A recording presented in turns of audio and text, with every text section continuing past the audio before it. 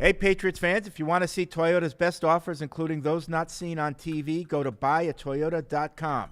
It's Toyota's the official website for deals from the official vehicle of the New England Patriots. Toyota, let's go places.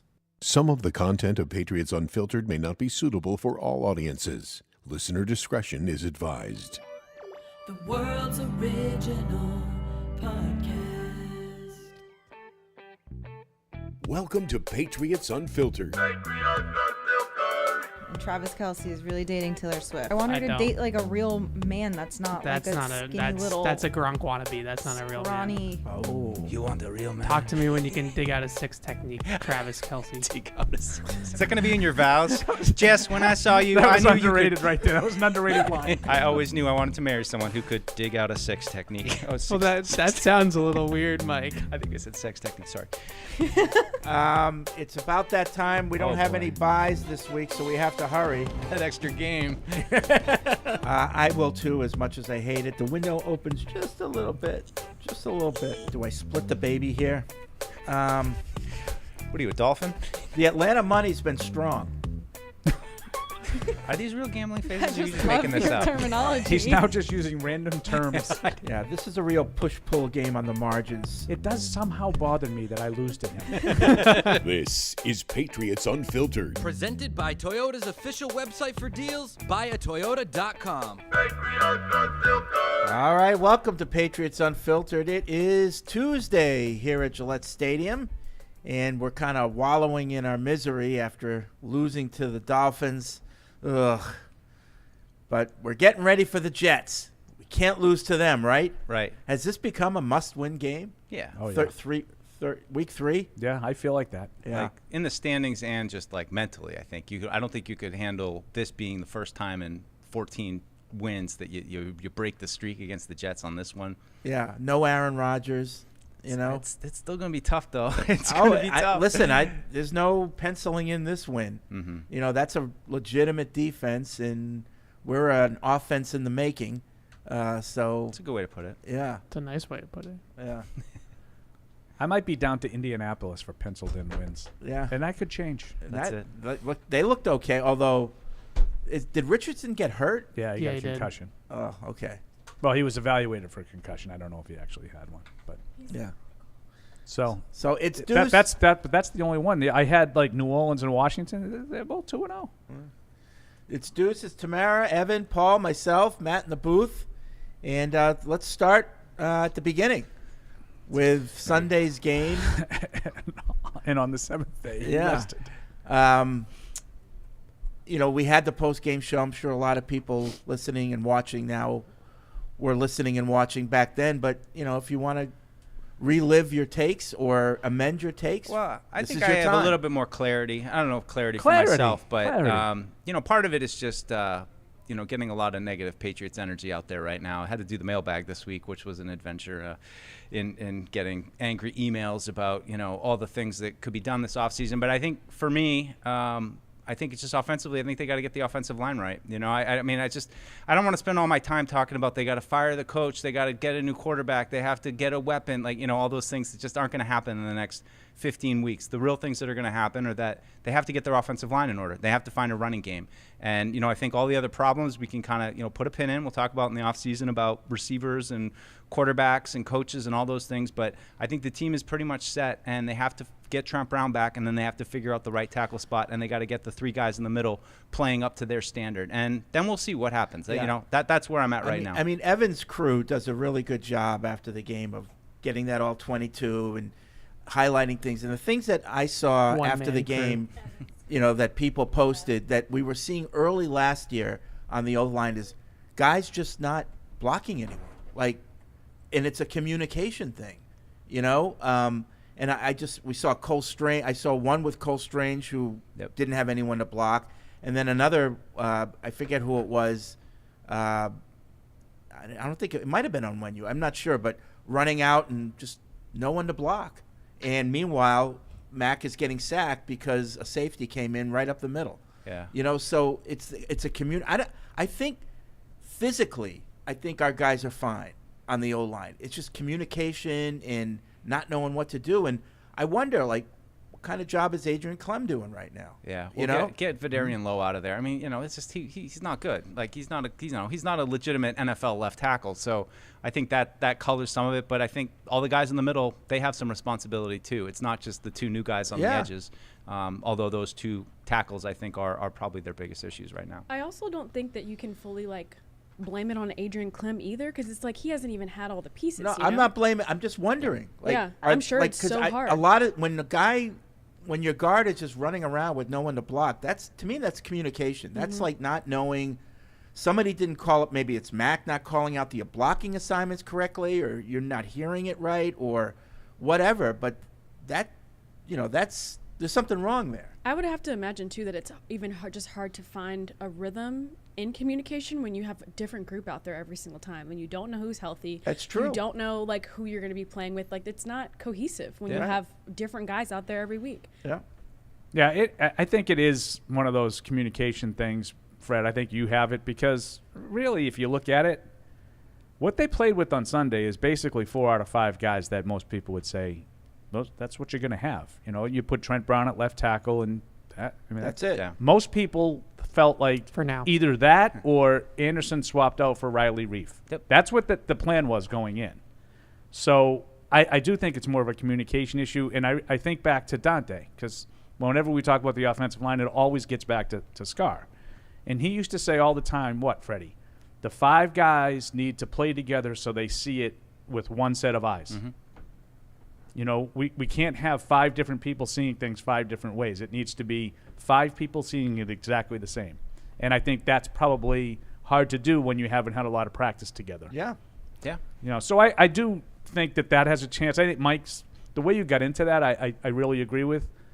You're not going to be able to go and trade for T. Higgins. Mm-hmm. You're not going to add something really significant that transforms your team. The best realistic hope for improvement is those 5 guys up front learn each other and start to play better and protect Mac Jones better. Yeah. And they run the ball. And they run the ball. And they can't run the ball right now. And that's, they're better than that. I don't know how good they can be in the passing offense. I mean, they're limited.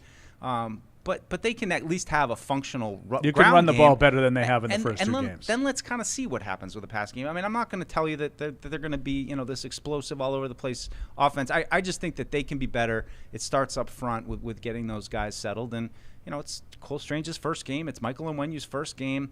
Andrews, Evan, didn't play great. So, they just – and I think that's another kind of theme which I'll tie into the defense, which is just – disappointing up front from the big boys and Juwan Bentley. And I respect what the secondary did. They hung on. They were, competitive. I just think they got pushed around up front. And, the one of the things I remember saying in the offseason, and people gave me a little crap about it, was I'm just worried that, you're kind of got an expiration date with this defensive front. And this is what, season 3, season 4 of Godshaw, Guy, Wise. I thought Wise was okay, but it's just I wonder if those guys are getting past their expiration date. If they can't get up for a division game and they get pushed around like they did against the Dolphins, that's a bigger concern. So I'd almost say I came out of this reviewing the game yesterday. It's not saying I feel better about the offense, but feeling that I have some clarity about the path forward. Defensively, I have a little bit more worry because I think if the guys up front start to fade, it's going to be a long season. I also think something that is just really weird about the first 2 games, and obviously most of last season, the turnovers. It's ball security has been more of an issue, I feel the past 17 games, and I feel in the Patriots past before, and it's just weird. It's just not normal for a Bill Belichick led team to just be so undisciplined. I agree. And but the thing I was thinking about last night though was you had a rookie make a play and he didn't realize there was a guy behind him. It's not like Demario Douglas's fumble is this, what did Mac do? It's a rookie making a mistake. It happens. And, I know that this has been a feature in the first 2 games and it's easy to kind of connect those dots and say that they need to be better there. But at the same time, rookies fumbling is going to happen. You need to have a margin of error that when that happens, and I think we can all get into, you got to get Douglas right back out there because he showed on the play the explosive ability that he has. I think some of it is tough because it's all kind of getting wrapped into one kind of thing. But I do think that first one, it's a rookie making a mistake. Yeah, they're -2 right now in the, in that category. Right, and it also it's a little deceptive too because I agree with the way Mike said it. they're -2 because of what actual turnovers are. But that doesn't take into consideration that Philadelphia went for a 4th down from their own side of the field and missed and gave you a short field to try to win the game in the opener. That's a turnover. Doesn't go down as a turnover. And then the blocked field goal, which turned 3 points for the other team and put you on the Miami side of the field to start another drive. That doesn't count as a turnover, but that might as well be one. Yeah. You know, so like Fred's right, they're -2, but the other teams have made these kinds of mistakes too. And to Mike's point, the margin for error is bigger. You see, and like, it's only 2 games, but my feeling is, even though they're -2, and that's not good, turnovers haven't been the reason why they lost. I think you could say the first game it was. I don't think it was the reason why they lost this game. The first game for sure. Like, it put points on the board for the other team because of both of those. Right. So, and I also just hate that when the defense or special teams does get those turnovers, they can't capitalize on them. But that's the thing. They've had ample opportunities to overcome those turnovers in both games, and they just didn't do it. So, like, I don't know. I'm just... Well, it's the beginning of the game, right? I mean, that's it colors the kind of the narrative of what the game is. You're in a hole and you got to climb out of it. But most teams, like the first 2 possessions, like that's the first 2 possessions of the game. You got whatever it is, 50 more minutes to make up for it. So, it's I see what you're saying. The head coach thinks it's the turnovers. Yeah, said it after the game. Yeah, he was asked point blank, why do you think you guys are getting yourselves so far behind the 8 ball? And he said turnovers. And I have a whole list of grievances with this team right now, so I won't get into his comments are starting to become one of my list of grievances. 100%. I have a tangent for that comment as well. But I look forward to it. Just to start, I would just say that I feel like I'm staring at the same pig that is wearing nicer clothes. Like when I talk about the offense, and the pig is the personnel, right? Like the personnel is not dynamic. I said this last week, and everybody came at me and said, oh, well, they threw for 300 yards and they had 3 touchdowns, and how could you say it didn't look better? They do not have any explosive players. They have 2 plays over 20 yards in 2 weeks. 2 plays, and one of them was a screen to Ramondre Stevenson when they were down by 2 scores late in the 4th quarter of a game. So I don't really count that one a whole lot. They have 2 explosive plays. They can't run the football either, as Mike has pointed out, and I agree wholeheartedly that that's a big thing. But in general, I think we blame a lot on the offensive line. I understand why, but I don't think that the turnovers or the offensive line are the only things that we should be blaming or looking at as needs to improve with this offense. And I hear you, but it's hard to judge all those other things when the line's playing the way it's playing. I mean, everyone right now. Because you can't really execute the way you want to execute. And you're calling play, like the play calling on Sunday was, to me, look totally like, I know my line can't give me time, so these are the plays that we have to choose from. Your whole playbook wasn't available to you because of the condition of the offensive line. But is that justified? Because I don't feel it's justified. I don't think that that's an excuse. Fair enough, but that's what don't you think that the plays that were called were a result of the confidence in the line? And I asked O'Brien this morning about under center. They have ran 4 passes from under center in 2 weeks. They have 1 under center play action pass the entire way so far. Max dropped back 107 times. And he said that he agreed that it's an imbalance that they would like to correct. And you talk about the running game. And to me, with the running game, the easiest thing in football offensively is to put the quarterback under center and hand the ball off to the running back. If you can do that, then you can really build a ton of stuff off of that. And they have just not really, and this is my gripe with O'Brien, is that they have just really not done that. Well, you're looking at O'Brien, but there was a stretch last year where they didn't go under center either. Is this a Mac thing where he just tells whoever is offensive coordinator, I don't feel comfortable under center. I feel better having a good look at the defense from shotgun. Could it be a Mac thing? Absolutely, but I would say to Mac at this point, too bad. Because they have personnel. They have 2 big backs. They have their interior offensive line is the strength of the offensive line. They have to run the ball downhill. They have to. And putting Ramondre Stevenson, a 225-pound back, in shotgun where he's starting from a standstill and doesn't really have a lot of momentum going into the line of scrimmage, that's not his game. It's not the type of back that he is. He is not a spread offense running back. He's a running back that if you give him a head start from 7 yards behind the line of scrimmage and you turn around and hand the ball off to him, that he can make plays with the ball in his hand. And then you start to sequence together the play actions, and that's when you start to hit some more plays down the field. If they expect to line up in shotgun and be an explosive offense with the playmakers that they have on the outside, then it's going to be the way that it's looked, because they don't have the guys. They don't have the horses on the outside to just say, hey, Devontae Parker, you're matched up against Xavier Howard, just win a route. They don't have those types of guys. And so they are not an explosive game offense right now because they're not calling enough play action. Max only had play action on 13% of the dropbacks. It's not enough. They need to call more play action. They need to be able to run the ball. And Mike and I were talking about this upstairs. I don't really love their run scheme right now either. I don't really love what they're doing in the run game. The gun runs, the lack of pullers, the lack of lead blockers up to the second level, they are running a whole lot of duo and inside zone, and it just looks like a muddied mess in the middle of the field.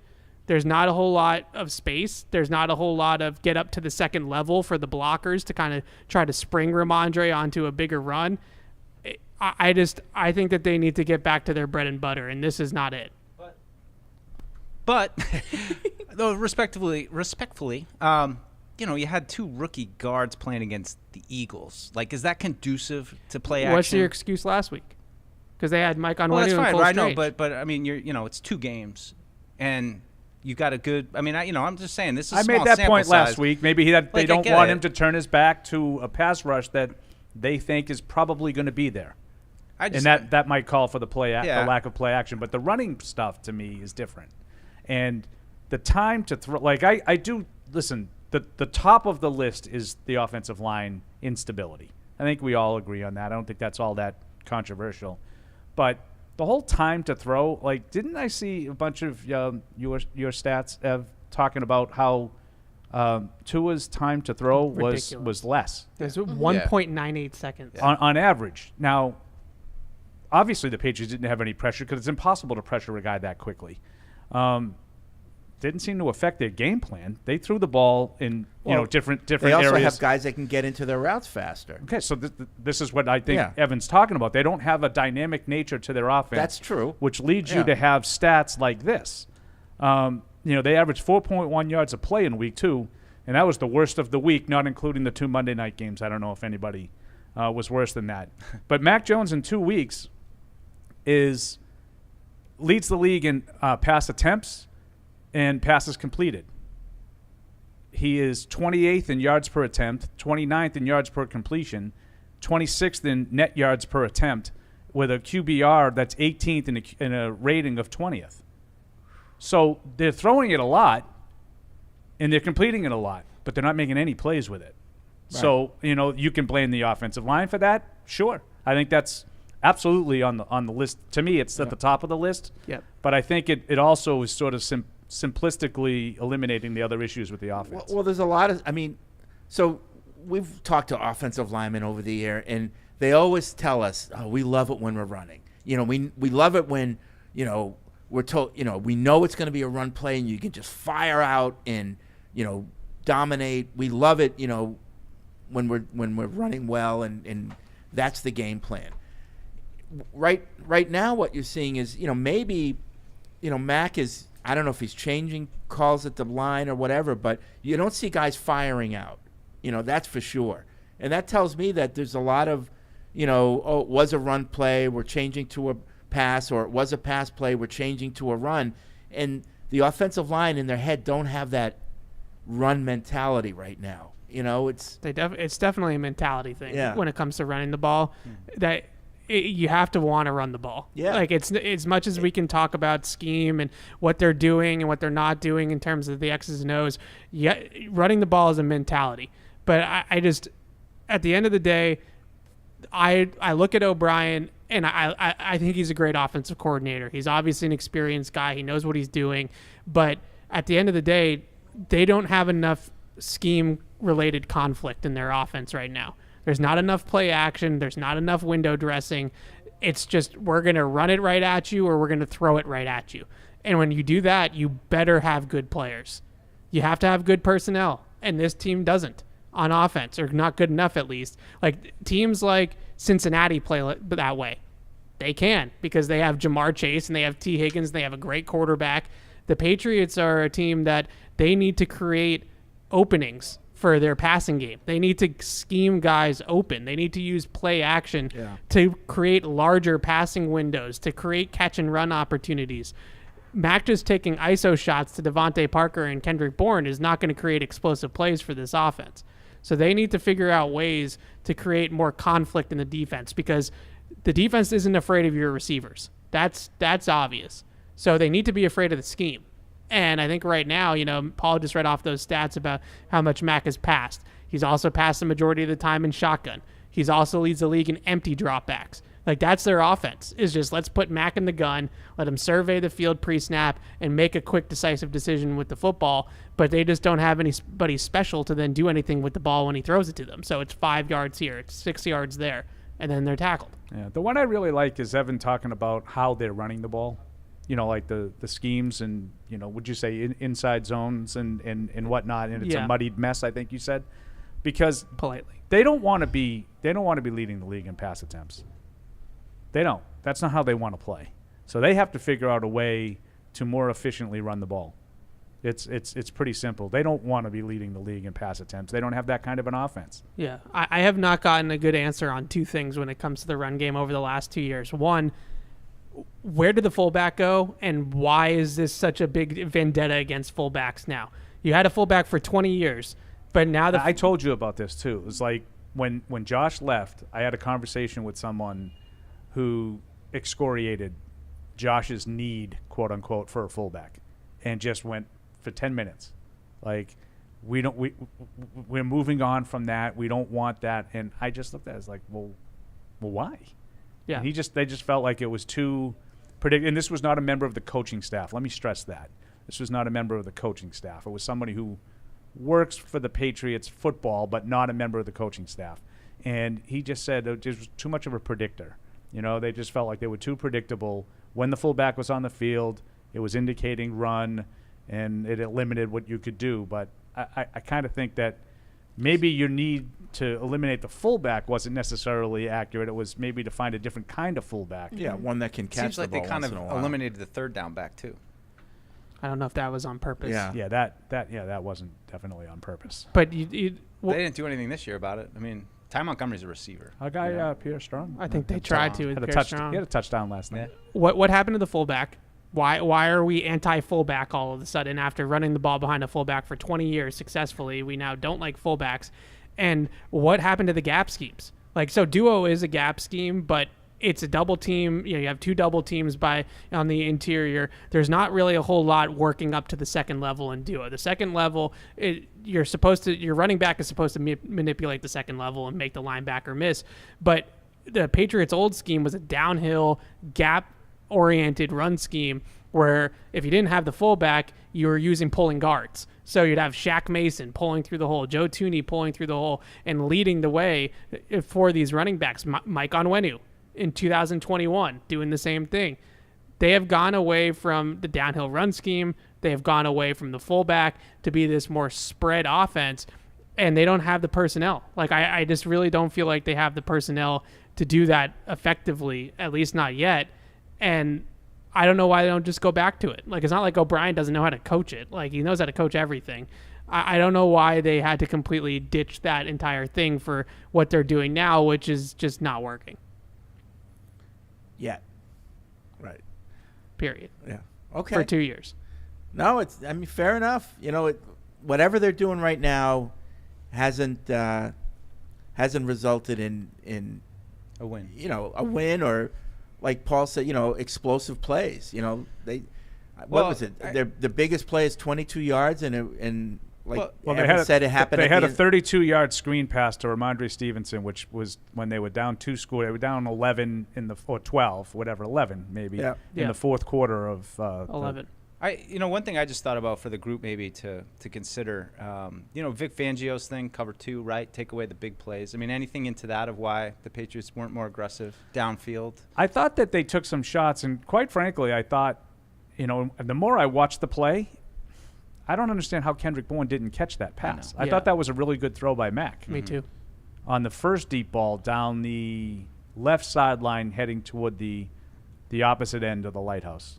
It was coming toward us in the press box. I thought that he had a chance to make a play on that Looked ball. like he hit it off just one and hand. Inexplicably, and he only boom. put one hand out. Yeah, and So Eli Apple had his other arm, but like kind of. You think so? I don't He think reached so. for it, but I think that I shouldn't say that. A better way to play that ball is to then just like swipe Eli Apple's hand out of the way, fight through the it. contact, and then go up with two hands. I thought that was a dime from Matt I thought that Jones. was a really good throw. Yeah. Now they made a couple of other efforts to get the ball downfield, and they weren't necessarily like the one to Gesicki was not necessarily by design. It turned into an off-platform play, and he missed it. You know, I thought he had a chance to make a play there. He overshot him, but the one to Bourne, that one in particular, he had another one to Bourne that had no chance. It was like out of bounds. Nope. I thought they took a couple of shots. I thought they took a couple of shots in the opener. They haven't been able to connect on them. I think just have no if they can interest hit in the shots that they're taking. Like they're taking these ISO shots to these outside receivers when they don't have the outside receivers that make those plays. Now Devontae Parker can, but not against Xavier Howard. He can, you know, that's been clear for 2 years. Like he can do that against lesser corners, but in general, what I was hoping from this offense was that there was going to be a whole lot more after the catch. Like they were going to hit guys on slants and in breakers with some speed and allow those guys to then catch and run with the football after the catch, and that's how you were going to generate explosive plays. There's areas offensively they've been better on third down, they've been better in the red zone, and I think Mac has been better too. But they're not scoring enough points because they don't have any explosive plays. They're 5 for 7 scoring in the red zone. The red zone, this is my argument from last year. Everybody was fixated on their last in the red zone. And I said, yeah, that stinks. Obviously, they're not scoring a percentage of time. But the bigger problem is they don't get there enough. Mm-hmm. They still don't get there enough. And they still don't get there enough. Now they're efficient in the red zone. They're just not there often enough. Yeah. And last year, they were actually scoring outside the red zone. I mean, Bill even said it. You know, They weren't scoring from anywhere. You know, well, when they did score, it was a lot of times it was from outside of the red zone. You know, so they've got some work to do on offense for sure. And but I will say fair point. I will say that to me, my stance hasn't changed since the end of the game. It starts with the O-line. You know, it's hard to judge everything else if Mac is constantly backpedaling and has visitors in the backfield. Yeah. You know, and even to your point, like this is totally anecdotal. I suppose you could do a study and watch all the plays, but like.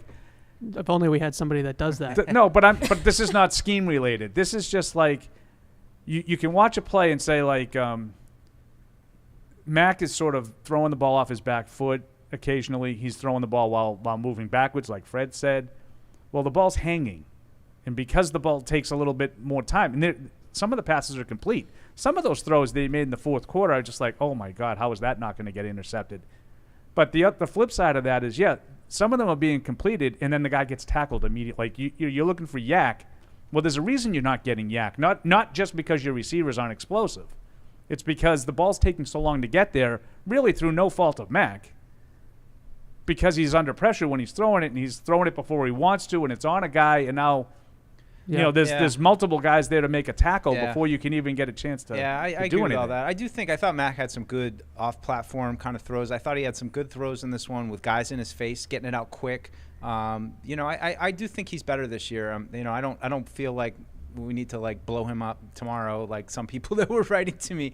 I'm not going to say I'm excited about the offense right now for all the reasons you guys are talking about, but I definitely see improvement in Mac, and I would like to see him with a running game and give him some support. I just think so many people are so apoplectic right now, and it's like, well, what are the steps we can take right now to make this better? And I think that's tangible steps on the offensive line. Get Trent Brown back. I don't know about right tackle though. I think we can all agree Calvin Anderson. So Calvin, you could make that move. Calvin Anderson definitely struggled the other day. Yeah. Do you think if short of making a move outside the organization, do we revisit the Onwenu thing? right?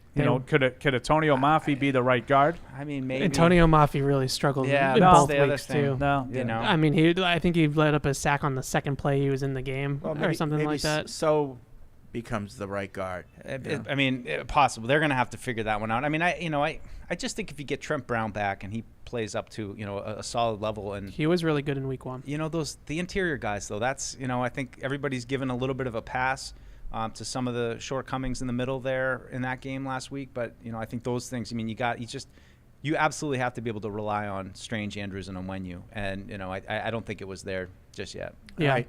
I trashed Mac last week. Everybody knows that. I thought he was better in this game than he was last week. Oh, I do too. I thought he was under far more pressure this week. Yeah, I thought he handled pressure well. I thought he made some off-platform, on-the-move type of plays that he doesn't normally make. And I thought that his footwork was better in the pocket from start to finish in this game. I thought he was ready to play. He looked like he was ready to go, and he actually made some plays later in the game in the fourth quarter to get them back in it that I've never seen him make before. That touchdown throw to Hunter Henry, I have never seen Mac Jones make a play like that before. Yeah. Here's where I'll play the Evan role, being the wet blanket. I hated that play. I don't want to ever see that again. See, I mean, but scared you. It made me scared. And I talked a little bit to Zoe about it yesterday. Zoe on the broadcast goes, no. There were a couple and I said, of those, yeah. So I'm just going to guess that you were with me. And he said, absolutely. It was the roll, throw across the body. Well, he can't do that, especially in the end zone. But he did it off script. Like that wasn't the play. I know. That's when call for that. No, I know. It wasn't a play design. I'm not saying that you do this, but like this irks me because we can't sit here and put Patrick Mahomes in the SportsCenter top 10 every single time he does that. But when Mac Jones does it, sit there and say, "Oh no, can't do that." Like, I think you absolutely can. There's a skill set that's far different. But Same with Josh Allen. But he made that throw a lot better than I think any of us expected Mac Jones to make it. I just think it was just so close. It worked but out. That's how many times Bottom have we line seen, is it worked. I don't want to see it again. I think Allen because I think that those throw. guys more often than not have the arm strength to get the ball where it needs to go. Mac doesn't. Yeah. I think but that's the difference. What if it's better? What if he's improved in that area? Then I'll say, okay, he can now make that throw. I've seen him make that throw about 10 times in his time as the Patriot. That's the first time it was completed. If he's gonna, I literally have seen that ball be picked off about 4 times. All my point is that if he's gonna add that to his repertoire, they need him to add that type of playmaking. That's to a different repertoire. argument. If you're telling me he has a skill set now that he's developed that he didn't have, I'll be willing to revisit. Absolutely. Okay. I'm stubborn, but not that stubborn. I appreciate that. All right. So we're going to open it up. 855-PATS-500 is the Ace Ticket Hotline. Web radio at patriots.com is the email address. We're focusing on the game past. We'll get into the Jets tomorrow when we turn the page Wednesday.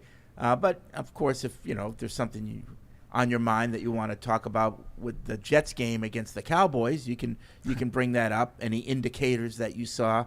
But, I think the Jets are what they are, a good defense with no offense. Well, I mean, I think Breece Hall, not to get into it, but I think that this is a threatening running game. It's a real deal. Given what I saw from the Patriots defensive front last week, I think I have some concerns about that. I also would just say he was mad, by the way. He wanted the ball more, and so Well, you got Hall and Cook. I don't know. Yeah. I haven't really dove into that game how they were so unproductive, but the Dallas defensive line. Yeah, that part Dallas scares me. That part scares me. But I also think, can I just give a little credit to Miami? I just going back watching. I thought Miami's outstanding offense. Mm-hmm. They're really good. They outplayed them. And for it's the just whole night. like what do you do? Like I know everyone wants the defense to be this shutdown awesome defense, but sometimes you just have to acknowledge that this is a team that is firing on all cylinders right now here in week 2.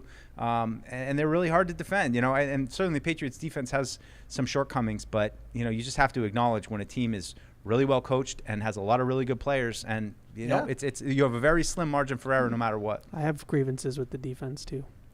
But I agree with Mike's general point. But there's still room to. But my grievances would be the same as they've been for the last 2+ years. When they play against a good offense, that's generally what it looks like. Yeah, they were chasing it the whole night. Yeah, they looked like they were in a blender. That the optimism that I took out of week 1 going against a good offense completely disappeared in this one. Yeah, because that's what I agree. That's what I've seen for the most part. Now it's one game. Hopefully they'll bounce back. They'll face more good offenses down the road. Now it won't be one this week. This would be one I expect them to hold the team under 200 total yards because that's what they do. They beat up on offenses. Fantastic. McDaniel called a fantastic game.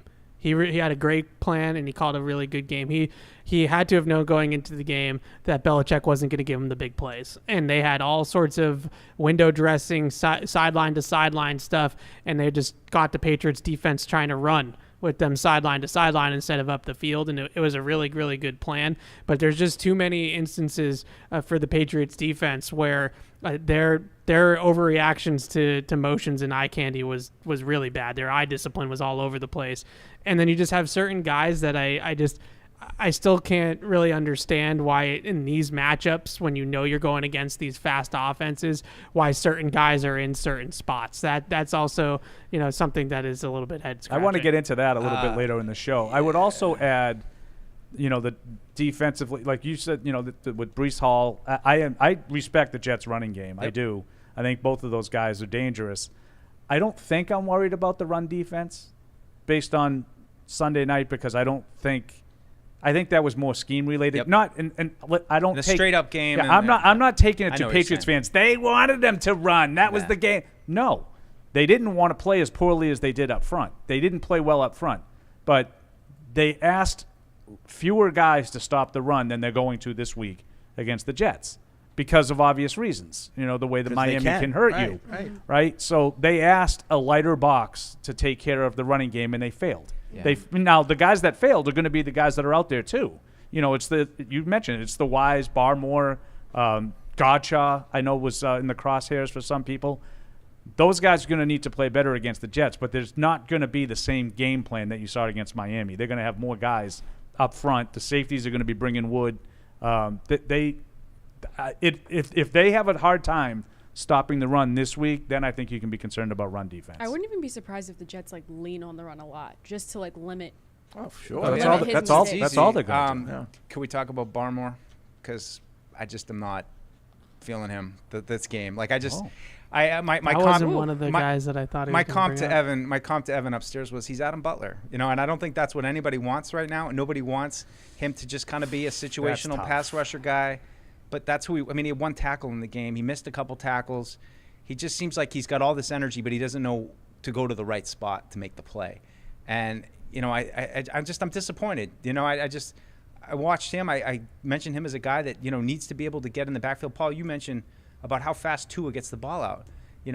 There has to be a way to disrupt the quarterback. Talking to Covington last week, it's like no matter who we play, we have to find a way to disrupt the quarterback. And even if Tua's getting the ball out in 2 seconds, there has to be a way to get at least him. And they did it on a couple plays where, it was like a late shift kind of thing. Somebody comes, somebody doesn't. The offensive line is a little bit uncertain, and it forced Tua to make a quick bad throw. Obviously not enough. I think he had 6 incompletions the whole game. But Barmore is one I'm real disappointed in watching again. He looks like Adam Butler to me. He's got all this energy, but not really that productive. I thought that the lack of pass rush was more on the secondary and the game plan than the actual. I am confident that the Patriots have good pass rushers. That's one of the things that I think that we can all say. Judon, Uche, those guys can get after the quarterback. We saw that in week 1. I think they can do that. They were terrified of Miami's speed. They just were. They were terrified of Miami's speed. They came out in that 3-deep safety look, and they were 8 yards off the ball the entire game, and there just wasn't enough resistance on the receivers underneath off the line of scrimmage. And if you don't jam those types of guys, if you don't disrupt the routes and the timing of the routes, then Tua is going to get the ball out in 2 seconds, and that's what happened. And I thought it was weird, the Dietrich Wise comment about, someone asked him about being 0-5 against Tua. He's done nothing special against us. I'm paraphrasing, but the word special. Not special was definitely part of what he said. He's done nothing special, or he's not doing anything special, right? Stuff like that, which I find really odd because have they ever made Tua? The 5 games that they won, you could make an argument that Tua didn't win any of the 5 games. I would argue against that, but you could make the argument that Tua himself didn't go out and rip them apart in any of the 5 wins. Did they ever make Tua look bad in any of the 5 games? No. Not even when Brian Flores was there and they had different offensive maybe that interception they got here. Oh, no. I'm not talking about he never made a bad play. Yeah, no, but did they ever make him look bad? No. On Sunday, he never looked bad for 1 second of that game. Nope. Like he didn't like. I feel like Jalen Hurts definitely was like uncomfortable and like he had some things to be concerned about. Perfect example. Tua, they had Jalen Hurts off his game. Yeah. For the most part in that game. Mm-hmm. I never saw. I don't really remember. Even like the interception. He like the whole game. He said, "We're not going to do that. We're not going to take that. They that's what they want us to do. That's what." And then finally, he's 10 yards in the clear, and he says, "There it is. I got one." And Gonzalez. Well, first of all, he made a terrible throw, but Gonzalez makes a great play to come over and high point the pass. Can't just give him Gonzalez a compliment. Oh, like, did you hear me on Gonzalez during the game? Come throw. on. It was a terrible throw. It was a punt. Hell of a play. But absolutely. What did I say during the game? Don't be disingenuous. You just say it like a big man. And what did I say about Gonzalez? I know. It was a great play by Gonzalez. You can't get me on him. He's my guy. He Although was great. Barman was also my guy, and Mike's now comparing him to Adam Butler. Gonzalez in this game was my shining light. Gonzalez was excellent. Going out there and going toe-to-toe with Tyreek Hill, that was a really, really good performance. He had safety help a lot, but it was a really, really good performance. To circle back, I'll put a bow on the interception. And the same exact play could happen with the same exact bad throw. And Miles Bryant is the guy who recognizes it, goes over, plays it exactly like Gonzalez does. He doesn't pick it off. Yeah. He doesn't high point the ball like that. No. Like he's a 6'2" athlete who went up with another athlete and won the battle. Like that's because he's that talented. That was one of the most athletic plays I've seen a Patriot player make in like 3 years. I love Gonzalez. Pure athleticism. He was great. Am I crazy to kind of like Miles Bryant now? Based on that game? Yeah. A little bit. Yeah. If you want to give me some Miles Bryant love off the Eagles game. Yeah. Eagles game, yeah. I'm here for you. And I think he made one good play in that game. He chopped that guy down on the end around. I mean, he had a few stops. I mean, he's a good The next tackler. play, he gave up like 35 yards down the sideline. No, that's a tough play. That's a tough play to Jalen Waddle. But I don't know. I think he plays tough, and I think he's had his ups and downs, and he's went up against Jalen Waddle, and Jalen Waddle went up and made a catch over him. Sure. I don't know. He didn't go up and make a catch over him. He ran by him. Well, he kind of jumped up, didn't he? It was an underthrow. Thank you. But I'm not saying it was a good play by Bryant. I'm just saying I think he plays hard. I like how he plays. I know he's given up some plays. He's not the stiff that the fans make him out. And that's all I'm trying when to say. When he's used correctly, he can be a really. To me, Miles Bryant is like the equivalent of like a utility man in baseball, where he just can kind of move around the secondary and play where you need him to play, and they're the perfect coaching staff to protect that type of player. The fact that John Jones and Marcus Jones gets hurt in like the first quarter and they have to put Miles Bryant on Jalen Waddle isn't Miles Bryant's fault. Like they had injuries at the cornerback position and they were thin. That wasn't the plan going into the game to have Miles Bryant on an island against Jalen Waddle. And I'll say one more thing about the defense in general, Freddie, before I know you want to hit those phones. Tackling was not good in this game. Not as good as week one. They missed 8 tackles, but the tackles that they missed then for some reason led to like really big plays. Like they didn't swarm to the football in this game like they did in week one, which I thought was maybe the most disappointing. Well, McDaniels might have had him more spread out, and there's more speed on that team. But when you miss a tackle in the backfield, when Jabril Peppers misses a tackle in the backfield, and then that run still gains 8 yards, like that to me is pursuit and like hustle to the football. I was disappointed in Juwan Bentley in this game, and I feel like I annually have one of those games where I kind of see what he's limited at in games that he's limited in. I think he was, like Evan said, chasing it all night long. Just couldn't get ahead of the play. Couldn't make those stops that we're kind of used to him saying. I hope he needs to have a big game coming back, but I worry about the veterans up front right now. That's I need those guys to turn the switch and play. Tavai was just put in a bad spot personally, I think, by the coaches, and he's trying to cover the flats and stuff like that, and they're putting him in conflict, and it's just what are we doing? Would you say, but because of the threats that the Miami offense posed, and the way that the Patriots game plan defensively for that, it wasn't a good game for instinctual play on defense because there was so much that you had to remember on every play depending on the look that you were being given. I don't know, Fred, because if you're going to come out in a kind of 3-high look where they're all in the middle of the field and then you kind of roll the dice out of that, you have to know that they're going to then hit the checkdowns and run the ball. And I don't know what they were doing in the run game that really should have thrown off the defensive front all that much. I think some of it was just getting pushed around a little bit with those big boys up front. I don't know with Bentley. I don't know. I don't know what to tell you. Where his mind was in this, but it's not like they have all this crazy motion with their run game. I mean, a lot of times they're just running zone. Like they run a lot. They run a lot of blockers in from the edges, and they have really good job of Shanahan's great at this too, of setting up angles for blockers. So like they don't have tight ends just like take Jawan Bentley square, right? They'll have him come from like an angle, and that allows him to leverage the block a little bit easier. They're really good at that in the Shanahan tree. But in general, with the running game and just with the whole offense, I thought that they were way overreactionary to some of the motions and the different type of things that Miami does with the window dressing. And instead of just playing your assignment and playing downhill in the run game, they were worried about, okay, now Tyreek's going in motion. And a lot of the plays that they hit off of the motions weren't to the person that went in motion. They were sending Tyreek on those wheel motions, and then two guys were jumping him, and it was leaving the guy openings in the middle of the field or underneath when everybody is looking over at number 10. And I thought in the running game too, they're running these like split flows, and the tight ends are coming across or they're inserting, and everybody is just flowing to the movement, and it's leaving holes other places for cutbacks and things like that. And it just, to me, this was a really poor game for the defense in terms of eye discipline, like knowing where your eyes are supposed to be and not getting lured out of gaps and lured out of space. I saw some plays, though, out of Mapu, not many, maybe one or two, but just it seemed to me like he was seeing it better, at least from the few snaps at linebacker a little bit. He had, it's hard when you can't see, Bentley defeat a block, and, then you see Mapu just kind of, just get around a guy using his speed. They don't like that. That's why. Yeah, like they don't like go running, right through him. They don't like running around blocks. And so, you talk about the rookies intriguing you a little bit. That intrigued me with Mapu. I still feel like White he needs to understand how to play within the defense. I think he's got a lot of energy. So did he? And I'm glad you brought White up. Did you guys see, did he take I don't want to say a step back, but was he quiet in this game? Yeah, he was. Yeah. I think so. I'm asking the people that watch the games. he made one play where, and this is one of the frustrating, plays in terms of the tackling.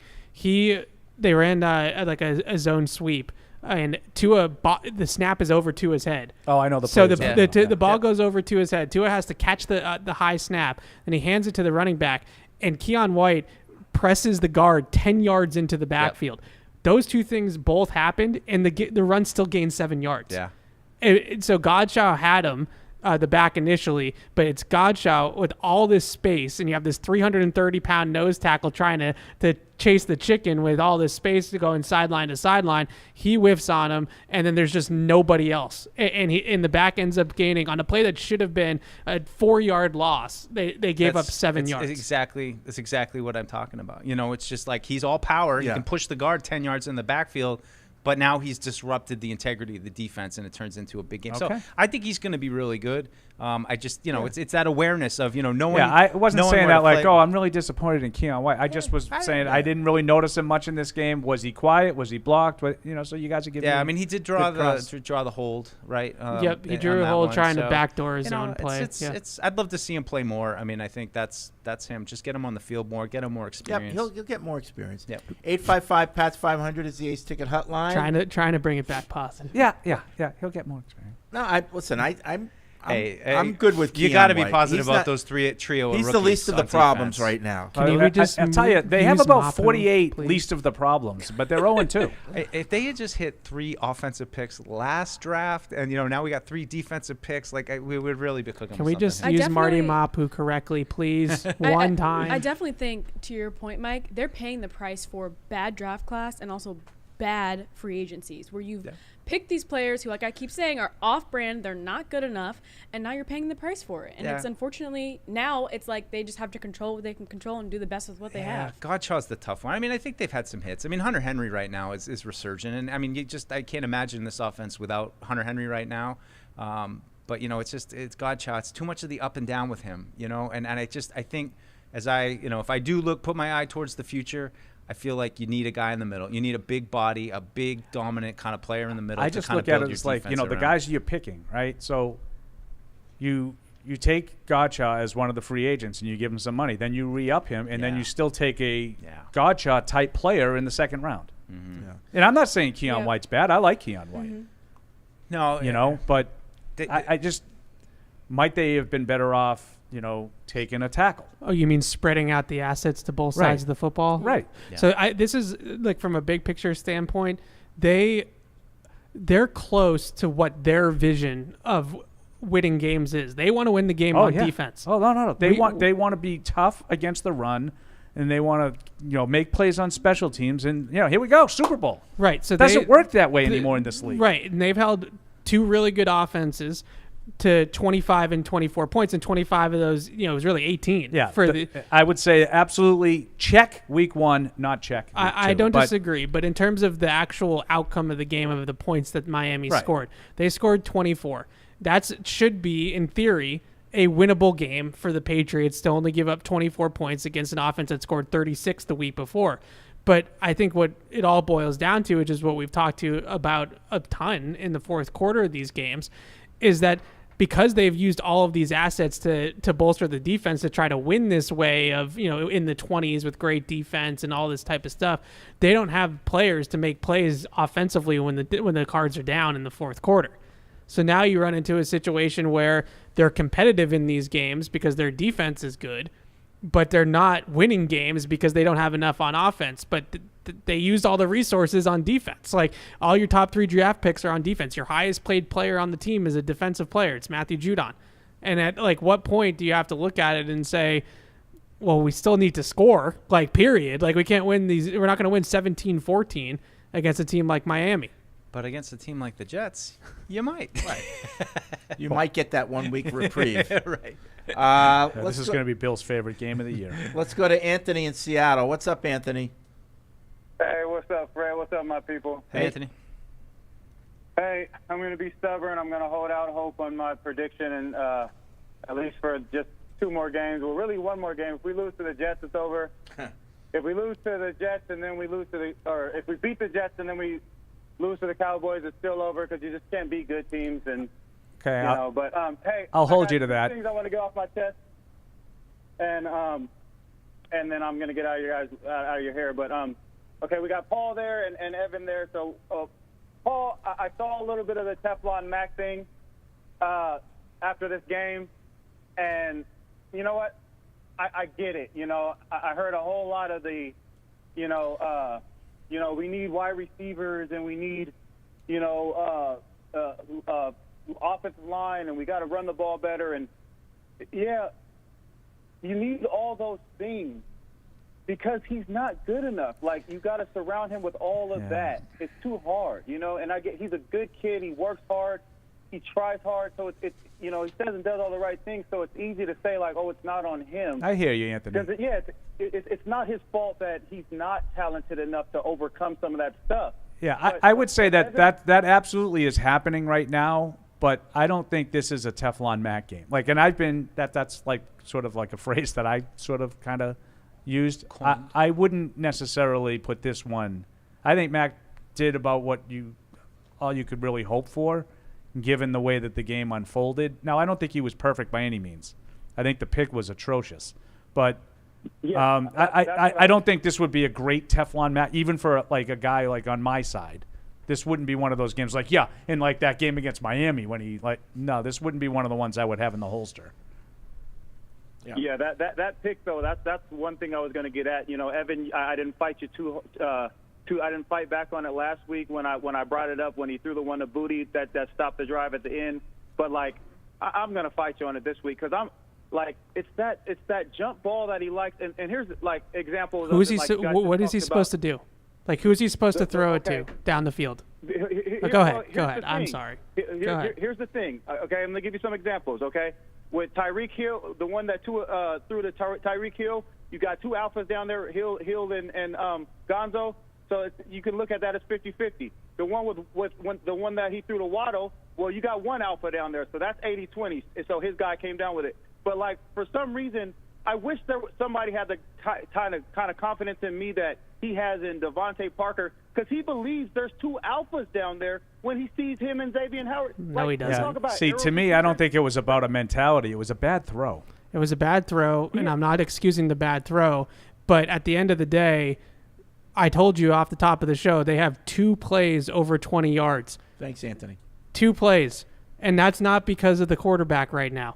The reason why they have 2 plays over 20 yards is because they ain't got anybody on the outside who can do what Jalen Waddle did to Miles Bryant. That's just the bottom line. I'm not going to sit here and say that Mac Jones would be an MVP quarterback if he had better weapons. I'm not saying that. Yeah.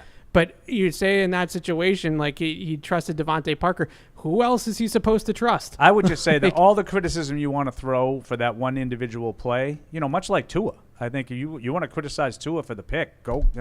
Terrible play. Terrible decision. The Mac pick on 1st and 10 from the 22, that's what you thought was your best chance? Like, okay, you have one-on-one down that side. Pre-snap, I'm looking at whatever I see. You have to come off of that. You have to. I don't disagree because it was terrible all around. In general, I agree with the caller that at the end of the day, that's not a matchup that favors the Patriots, and the quarterback's got to know that. The quarterback's got to know. But throw it high. That this is not where I'm going to win this game, is throwing it 2X on the outside with Parker. That's not how I'm going to win the game. But it would be nice for Mac for a second, it would be nice if his receiver every once in a while made a play for him. That would be nice. Yeah. And Kendrick Bourne dropped a deep ball that he made a good throw on. Parker can't win that matchup. And Mac I shouldn't agree throw with it that way, but one time. The like Bourne one, please. the Bourne one, I think is in that category. I don't know. I mean, I remember Hunter Henry reaching behind his head to bring in a 4th and 12 pass. Like, I think this is where I sort of get a little bit too far the other way. So, I think the Hunter Henry play, I don't think you can throw it any better than Mac threw it on that. So I'm gonna leave this conversation with a positive on Mac. I don't think Mac could have thrown that deep ball to Kendrick Bourne any better than he did. And the fact that he put one hand up, I don't know. We haven't gotten into this yet. Like, we haven't gotten into any of the drama yet. I think there's drama brewing too. For him to not have played, half the plays after 2 touchdowns the first week, he plays half the snaps. Is that just because his boy Parker's back and he has to play 100% of the snaps? Or is it because they didn't like the effort on some of those plays? I don't know. His route running in week 1 was shaky. Like, some good routes. What did you have to think of what Mac had to say about, we have to come early, stay late. Yeah. It can't be just a couple of us. It's got to be all of us. He clarified that this morning. I didn't love it, didn't hate it. I didn't it really is what bother it me. is. I would just say, too, it felt like they really were purposeful in trying to get Juju involved. A lot of plays designed specifically Juju's to get the ball in his hand. So do you think Harry vibes? We're just force feeding him, even though he's not one of our better players. I'm not sure he would have been a part of the offense at all if they didn't have to bench Douglas. Yeah. Well, I didn't have to bench Douglas. No. They didn't have to bench Douglas. You and I wouldn't have benched Douglas. But the point being, I think if Douglas doesn't fumble that, I'm not sure you see much of Juju, if at all. That's what was interesting to me, though, because it's like, were those plays designed for Douglas and then they just rolled them over to Juju? Or, I don't know. It seemed like they were intentionally trying to get him involved. The best play that Juju was involved in was an Evan off-platform play. The roll to the left in the sideline throw, that wasn't a play designed for Juju. Yeah. It was 2 guys making a play on the run, on the go. All right. Well, Paul's Food's here. Just Paul's. So we'll take a break. We do have people holding on. These are on the Fred's line. potato chips. We have lots of emails. I appreciate the fan engagement today, and we're going to get back to it after this. Get in on the action with DraftKings, the official daily fantasy partner of the New England Patriots. New customers can download the DraftKings app now and play free for millions in prizes using code PATS. That's code PATS, only at DraftKings. Minimum $5 deposit required. Eligibility restrictions apply. See DraftKings.com for details.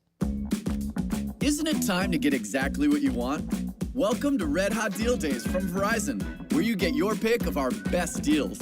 Like My Plan, where you can pick the perks you want and save on every one. For limited time, bring your own phones to a Verizon store and you can get My Plan for our best price ever.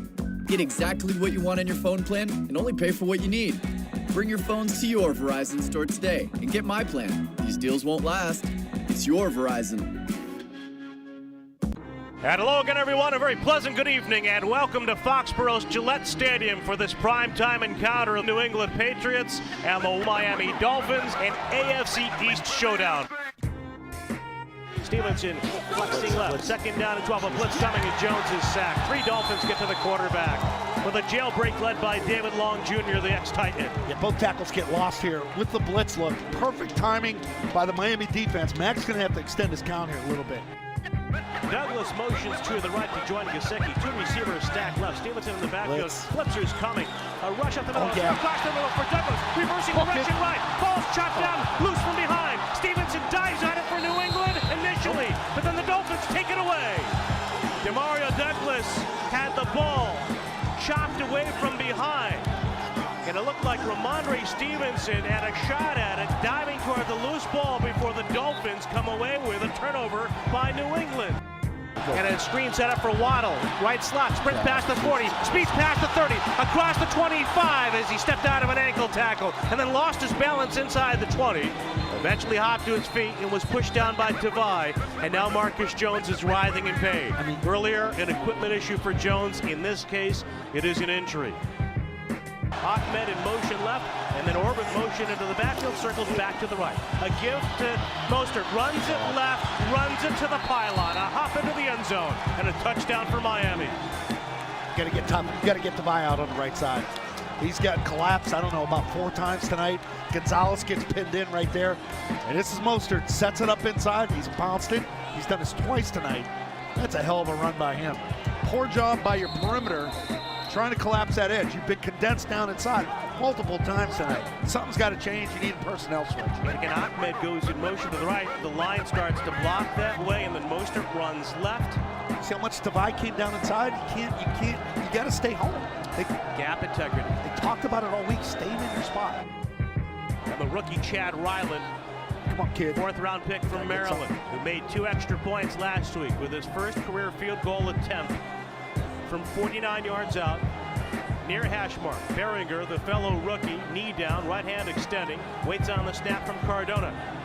Joe snaps it back, Behringer holds, Ryland swings the leg, kick lifted to the uprights, it's hooking, but it's good. His first career field goal, and the Patriots are on the board in a 10-3 game, 1:49 to go here in the second. Tagovailoa takes the snap, throws it right, is caught by Hill at the goal line. In front of Kyle Duggar, touchdown Miami. One of the easiest drives you'll see all weekend. And the Dolphins leave 11 seconds to spare as they celebrate in the end zone, stretching their lead to 16-3. You got picked apart by everybody until you get down inside the 5, then you give it up an easy one to Hill. This isn't even about motion or speed. I mean, it's just off. You're not even jamming him. He's on the line of scrimmage inside the 5. It's got to be a quick throw. You've got no jam on it. The most dynamic receiver, you don't jam him. Takes the snap, he drops back. He looks down the middle. He'll be sacked. Uche was there for the Patriots along with Judon. Matt Judon will celebrate in the red sleeves. Another sack, his second in as many weeks. It's Uche in the middle. Uche in the middle. Make him more athletic. Get him over the center. Now all of a sudden you start looking at where we don't have a big guy to block. Now it's a little guy, and it's Judon off the back edge. But man, you push the pocket here. Uche tries to get the swim move. He got up under the guard, and it's him and Judon teaming up on Tua. Tagovailoa from the gun. Mostert to his left. Takes the snap. A blitzer coming. A throw across the middle. Tipped away by Duggar. Good play on a throw that was there for Ezukama, streaking across the middle. Kyle able to drop, knock it away. Jason Sanders, the most accurate field goal kicker in Miami history. The Dolphins have had a good lineage of kickers. Zose, a 49-yard try from the far hash, right hash, toward the now enclosed north end, toward the lighthouse. Snaps to Bailey. The kick is down, blocked by Schooler. The ball is loose at the 45. It's picked up by New England. Duggar recovers on the block by Brendan Schooler. The Patriots take over at the Miami 49. That could be a game changer right there. What a jump by Schooler on this. We saw it from up here. Untouched from the left side, left defensive side. He turns that corner, gets there. And man, this just might be the break that you need. Max stands in, throws it right, and the ball's going to be picked off by Howard. Fronting Devontae Parker. And Xavier Howard comes up with another interception for Miami. talking about? There's nothing. What they're trying to converse where The officials took their 4-yard caps off. line, Parker and might have stepped out of bounds. Ruling on the field is an interception. Oh. Down Miami. Timeout. Dolphins with the first and 10 from the 45. Trips to the left. Now Hill sprints out in motion. Slave fake by Tagovailoa. Chased by Judon. Unloads a deep ball down the left side for Hill. It's going to be intercepted. Leaping Gonzalez. The rookie picks it off. And the Patriots take over at the 15. I'm sorry. Tyreek Hill is going forward at the snap. This has happened about 3 times tonight. They do so much of it that the referees fall asleep. What a play by Gonzalez, a jump ball. Way to catch it at its highest point, kid. Big moment for him right there. Wow. Christian Gonzalez, the rookie, first-round pick with his 41.5-inch vertical, high-pointing it. And that's the second time in as many weeks that Gonzalez has come up with a big play for the Patriots. Last week it was a 4th-down breakup against the Eagles. And now the Dolphins have a chance to distance themselves from the pass. First and 10 from the 43. Tagovailoa hands it off to Mostert. Sprint straight ahead. He's gone. To the 20, to the 10, to the end zone. Like that. Touchdown Miami. They're going forward at the motion. I'm telling you. A hell of a run by Mostert. Just creased it. Need a side angle again at this. We're showing it from the rear angle here on NBC, but they're moving forward at the snap with the motion. It's about 4 or 5 times tonight. 43 yards, no chance to catch him in the open field. Sanders comes on for the point after try. From the 2 right hash mark, snap and a handoff. Stevenson ducks the shoulders, runs up the middle, on his feet into the end zone. Touchdown, Patriots. Quarterback's trying to ball here, man. I mean, these last 2 drives are all on Mac. All on Mac, keeping plays, multiple plays alive, under duress. Tackles are breaking down. He's stepping out of the pocket. And you need him. You need him tonight. He's somewhat carrying you. So the Patriots are out of timeouts. Exactly 60 seconds to go. Another contested catch. And the game on the line right here, a 4th and 3 from the 33. Trips left, including the 2 tight end stack. 2 receivers right.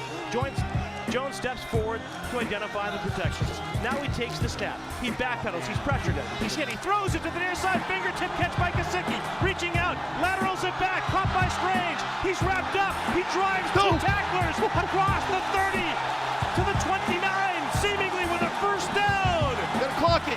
Gotta clock it. Patriots got to get to the line of scrimmage. What a heads-up play. With 40 seconds to go, Gesicki tried to reach out with a fingertip catch and put the ball across the line to gain, and then laterals back to Strange. The first down is under further review. He knew he didn't have it. Replay official will take another look. What a catch by Strange, and then turning forward. And he lands across the 30-yard line. After review, the runner was down short of the line to gain at the 29.5-yard line. Therefore, we have a turnover on down. It'll be Miami's ball, 1st and 10. 32 seconds. One last time, Tagovailoa to the knee. He is now 5-0 against the Patriots as the Miami Dolphins starting quarterback. The Dolphins atop the AFC East. The Patriots now with their first 0-2 start since 2001. And they've got to go to New York next week to play the Jets and that defense. Bridgestone is the official tire of the New England Patriots, and Bridgestone tires are now on location through September 30th at all Sullivan Tire locations. Visit sullivantire.com for a location near you. Yeah, so it's been since 2001 since the Patriots started 0-2, but we all know what happened that season. Yeah, Drew Bledsoe got hurt. Yeah. That is word for word what my answer was on a main radio station. He said, you know that one turned out pretty well. I said, yeah, Bledsoe got hurt and Brady came in and saved the day. Let's get to the phones, 855-PATS-500. We'll go to Patty and Agawam. What's up, Patty? Patty. No, too long. Tony in Pittsburgh. Tony, what's up? Hey, guys. Thanks for taking the call again. No problem. So many things to talk about this game, right? And you've covered a lot of them. I know you briefly touched on the defense. On that side of things, I think good teams on defense make the offense win different ways, and the offenses call that bluff when they're good. So credit to the Dolphins there. Maybe things would have been different if John Jones could have played and they could have manned up one of those guys. I think the story is just on the offense. I'll give you a little something to chew on. Where no further than the box score. First 3 quarters, 7 possessions, 0-3-0 in the box score. And it just has to be better than that for many of the reasons you guys have pointed out. I think the most important ones may be those formations. Mac seems to succeed the most in shotgun, and then they can't run the ball because no one's scared of him passing when they're in the in the eye or the single back. So that's all I got. All right, thanks, Tony. Yeah, he's right about the starts. Like, you can't give away possession after possession, and that's what they're doing. Yeah. Yep. Nick writes in, Mass native living in Dolphin country in the Florida Keys. Super frustrated like everyone else. Seems like the whole world knew we needed a receiver and O-line upgrade, and Bill did nothing about it. Got to think we'd be at least 1-1 if that had happened. Anyway, we're 0-2 and the sky is falling, but taking a step back, if you're 0-2 and I told you the teams you lost to, both by 1 score, were both going to end up in the conference championship game at the end of the season, would you feel better about it? No. Now ask yourself, how far-fetched is it that that's really actually what happens? I'm not speaking for you guys, but no, it would not make me feel better because that's kind of a confirmation of what I've been thinking. They can't stack up against the good teams. Yeah, they don't need to end up in the conference championship for me to believe that those two offenses are really good. I mean, I think Philadelphia didn't play that great. They didn't probably play up to what they really are going to be, but Miami did play great. So, I mean, I do think that there's something just to be said that, look, the first 2 games out of the gate, you played arguably 2 of the best offenses and most unique offenses in the league. And not to make excuses, they need to be better against those teams like Paul said, but, those are 2 really, really tough teams to match up right out of the gate. So, take it for what it is. There's no excuses. They got to be better this week against an offense that's not going to be what those 2 offenses They also made some really, really good in-game adjustments defensively in this game. They came out in zone, 3 high safety, and Tua just picked them apart. And they really went away from that and completely changed their game plan and basically just trusted their guys to play their usual style of defense after that and make plays on the outside, which for the most part they did. And I thought that the adjustments were really what held Miami to 24 points. If they had kept what they were doing at the beginning of the game, then Miami would have scored 40. So you don't think poor execution did that? Like, maybe. I mean, but you missed 2 field goals. The second one after you drop a snap for no reason. Like, it's 3rd and less than a yard, you drop a snap. And then you have to kick a 55-yard field goal, and that's why you miss it. Yeah, but they were otherwise, perfect. I mean, it's just, it's like, is any team perfect the whole game with everything? Like, there's always some mistakes, right? I would push back against the perfect. I think they dropped passes. I think they missed some plays. And I think the one that you were talking about with Tyreek Hill, to me, I think could have been a big play. I think the Patriots did enough to hang on defensively. Yeah. That's probably the best compliment I can give the Patriots. Defensively, is they did enough to hang on, but I think the same performance is generally. I think they allowed a 30-point game. I think the other team, not being prepared and missing out on special teams cost them 6 points minimum. Yeah. I would say even more because I think the fumbled snap was like that can't happen. Yeah. Like that's not playing perfect. That's playing poor.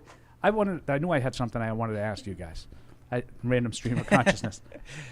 I don't know if you guys saw this, but in the game book, after the 4th down, the lateral play, there was 51 seconds left, and there was 2 kneel downs. One of them says fumble, play aborted. Did he fumble another snap? He did. Yeah, they talked about it. He did. Yeah, DeMarcus Covington talked about it. They were talking about that's why you hit the center even on kneel downs because you never know what's going to happen. Yeah.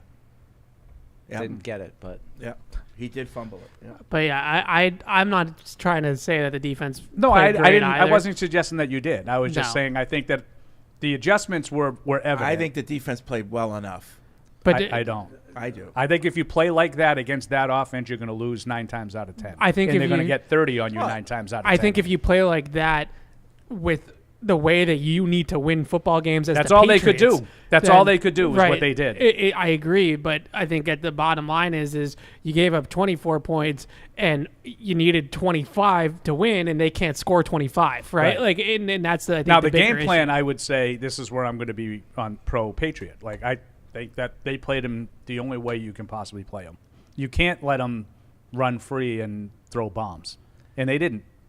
I think the Jonathan Jones injury was tough, and it just shows the depth. They don't have a lot of depth. It's a house of cards at a lot of spots. So when one guy like that goes down, it really does affect them. Really, like the only position group that I feel fine about regardless is safety.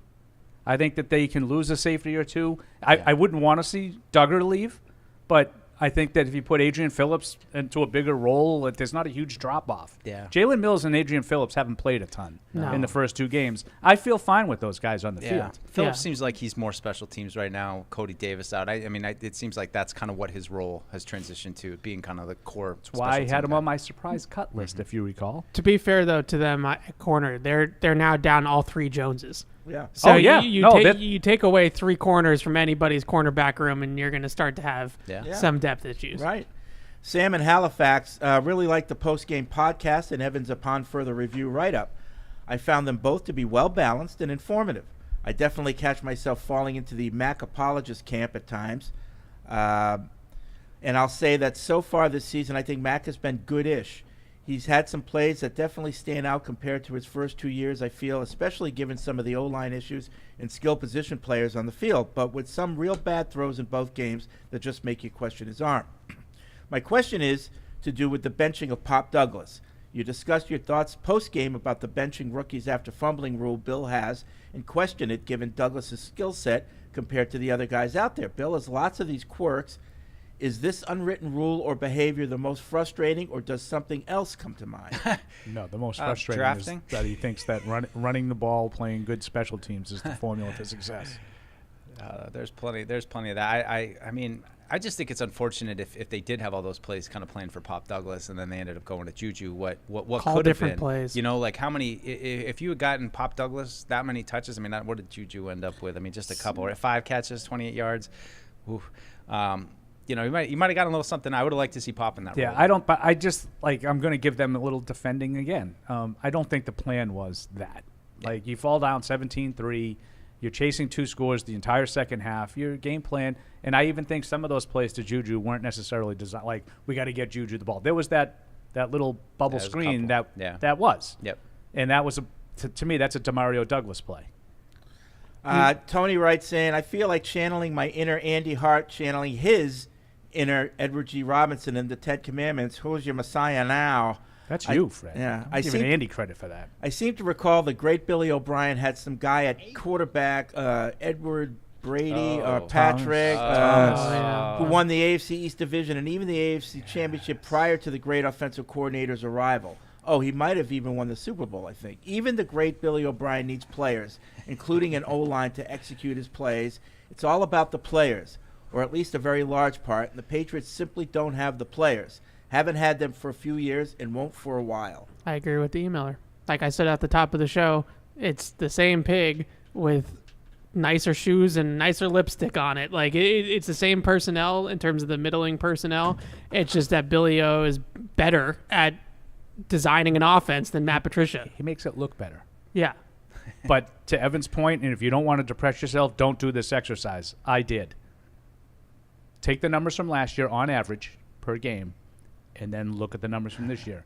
You will not like what you see. See, I'm just going to say, Paul, I don't do that. I don't look at any numbers. Don't do the first 4 weeks Don't of the do season. it. I can't look at any defend stats. them, though, they have been better situationally. Third down and red zone, they have been better. And it looks better. And I would totally say, like, I know that, sometimes, like, sure, all the totally subjective things are better.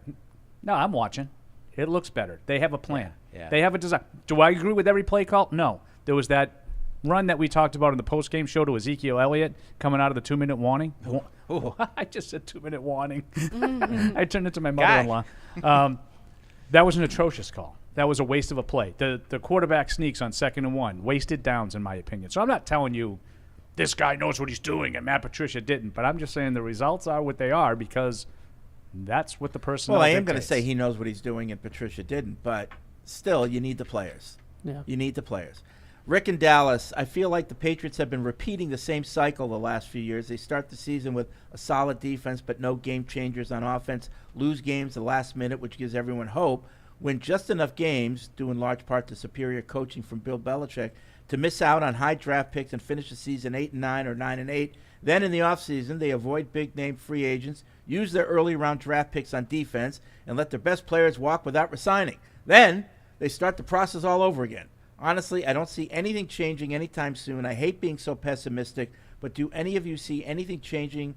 Am I looking at this the wrong way? I feel like something has to change. Like, if they are like under 500 this year because of this personnel issue, something has to change. Whether it's coaches, whether it's more than that, who knows? But something has to change. Like, you can't just continue to just be relying on your coaching to take you farther than what it can. It can't. Like, your competition is catching up. It's such a difficult thing for me because they have a floor every single year. They have a floor because Bill Belichick is their head coach. Like, they are not going to stink because Bill is their coach, and they're going to be in a lot of games that, frankly, Miami has a lot more talent than they do on their roster. But they hung in there, and they were competitive in the game, I think, because of the system, because of the fundamentals, because of the coaching. But at the same time, like Paul was saying, he still thinks running the ball in defense and special teams is going to win him football games in 2023, and it's not. So that's where Bill holds his own self back. But I feel like this is always in a pretzel with me. It's like they're good because of Bill Belichick, but they're also bad because of Bill Belichick. And which Bill do we care more? And right now with this, they're just going to have a bunch of moral victories where they're going to be like, to your point, Miami's roster is really good, and we held them to this. Cool, but you still lost. And it's going to be a bunch of what that. worries me is that he thinks that way. Like, I agree with what Evan said. I thought, like I said, the game plan defensively, I thought, was a good one. I thought the offensive game plan by Miami was better. But the reason that I worry is I think he takes a game like that and says, did you see what I did? That high flying, he didn't put no 36 on us. But I would say, what's the difference? Yeah, you still lost. Like, you think that the way to win games now is holding those teams below their average, and you can win. But you can if you can't score. Yeah. And this is going on now 3+ years of not really being able to score with those offenses. He thinks it's great because, well, those offenses aren't getting their career nights against me. And you also look at we were talking about this earlier, what he said post-game. Somebody asked him post-game, why do you think you guys have gotten off to slow starts and gotten yourself into these holes? And he said turnovers. Right. That they turned the ball over too much. And on the surface, I can see what he's saying. But at the same time, just because maybe you don't throw a pick six against Philadelphia, are you going to score? Like, you're probably going to There was like a minute left in the third quarter when they turned the ball over the second time. They had one fumble on the second series of the game. That's why you fell behind 17-3? Right. Because the Dolphins then went like 85 yards off of that fumble? Right. Which is another thing. That's not exactly, like, not all turnovers are created equal. You know, like, sometimes you give up a fumble. Okay, maybe you took points off the board. Maybe you would have got a field goal there. It ends up being a 10-point swing. But you can still stop them. Mm-hmm. Yeah. Like, they didn't give up that touchdown drive because of the fumble. To him, those are their margins, though, right? Are like, if we don't turn the ball over, if we don't throw an interception, where was that, the 23 or something like that Mac threw the interception to Parker? Terrible. If you don't have those two turnovers, like, even if you give us 10 points on those two drives, a field goal and a touchdown because of two turnovers, there's the game, right? And that's the way that he's presenting it, at least. I don't know if that's actually how he feels, but that's the way. I think that is how he feels, and I think he completely ignores those plays from the other side. Yeah. Like I said with the fumbled snap, which had nothing to do. Like, to me, at least the Brennan Schooler blocked field goal, that's entirely on the Patriots. Wonderful scheme, even better execution to block a field goal. Fumbling a snap on 3rd and an inch when they get the inch and the game is over, they're just going to. You have to use your timeouts now, and now you're going to end up kneeling on the ball. That's the only reason why you got the ball back, not because of some wonderful play that they made. He doesn't look at it that way, though. Cole in Denver, I feel like you need to refocus, so here goes my rant, and I mean it with the best intentions. Members of the show spend the majority of last week being defensive of their takes on the Patriots rather than talking about the Dolphins. Why didn't you even mention Van Ginkel, Xavier Howard, or Vic Fangio? Barely any mention of Armstead being out. I come here to get your thoughts on the last week's game on Tuesday and a preview of the next week's game on Wednesday and Thursday. Less complaining about people calling you negative on Twitter. More football, please. You didn't listen to Catch 22. Also, apparently. thoughts on Hill. He also didn't listen to the first hour. I don't think anybody talked about being defensive about their takes. No, the whole first hour was strictly football. The game. Also, thoughts on And Mike Hill. talked about Vic Fangio's too deep defense. Thank you. Thoughts on Hill, of all people, calling Patriots fan terrible people. Ironic, don't you think? Oh, so now we care about what other people say. Right. Now you know how it works. Um, yes, and he is a terrible person. Let's Good see. football player, Jack in Ann Arbor, at a fundamental level, football reduces to a basic proposition. Here we go. Can your guy philosophically defeat, through brute force, speed, quickness, or guile, the man across the line of scrimmage from him? After the Dolphins game, we can see that the Patriots simply aren't good enough to beat the guys across the line of scrimmage. How did the Patriots end up in this predicament? How did the Patriots get out of this predicament? Draft better. Yeah. I think you just have to get Change the philosophy. It's funny. I wonder, like if we game it out a little bit, it's funny you kind of stuck with Bill and his floor. And, I wonder, like, when they finally do turn it over and, it might be a couple rough years as you're, trying to rebuild the roster and in the mold of the new head coach. How's that going to fly? How are 3-4 win seasons going to fly during the rebuild? Now, I'm not saying this to say we can't fire Just Bill so because you he's know, always going to get us to just six. so you know, I'm just saying. I would not say a 3 or 4 win season is acceptable with the new coach. Like, why do you have to do that? Like, those are the teams that roster, but those are the teams that are sort of losing on purpose. Yeah, that win 3 and 4 games, like Arizona. It just is a question of, again, what I said is this is the mental pretzel I walk myself into all the time, is that he's the reason why you have this like 8 or 9 win floor, but he's also the reason why he's holding them back in other areas. And it goes back to Paul's, just said, change philosophy. That's how they're going to get out of this. And at what point in time is he going to look at not just like the game evolving and all that kind of stuff, but just look at every single week. The Patriots go into the matchup and they have an offense that is worse than the offense that they are facing. Just in terms of personnel, every week. Last week, how many Eagles do you draft in a draft on offense before you draft the first Patriots offensive player?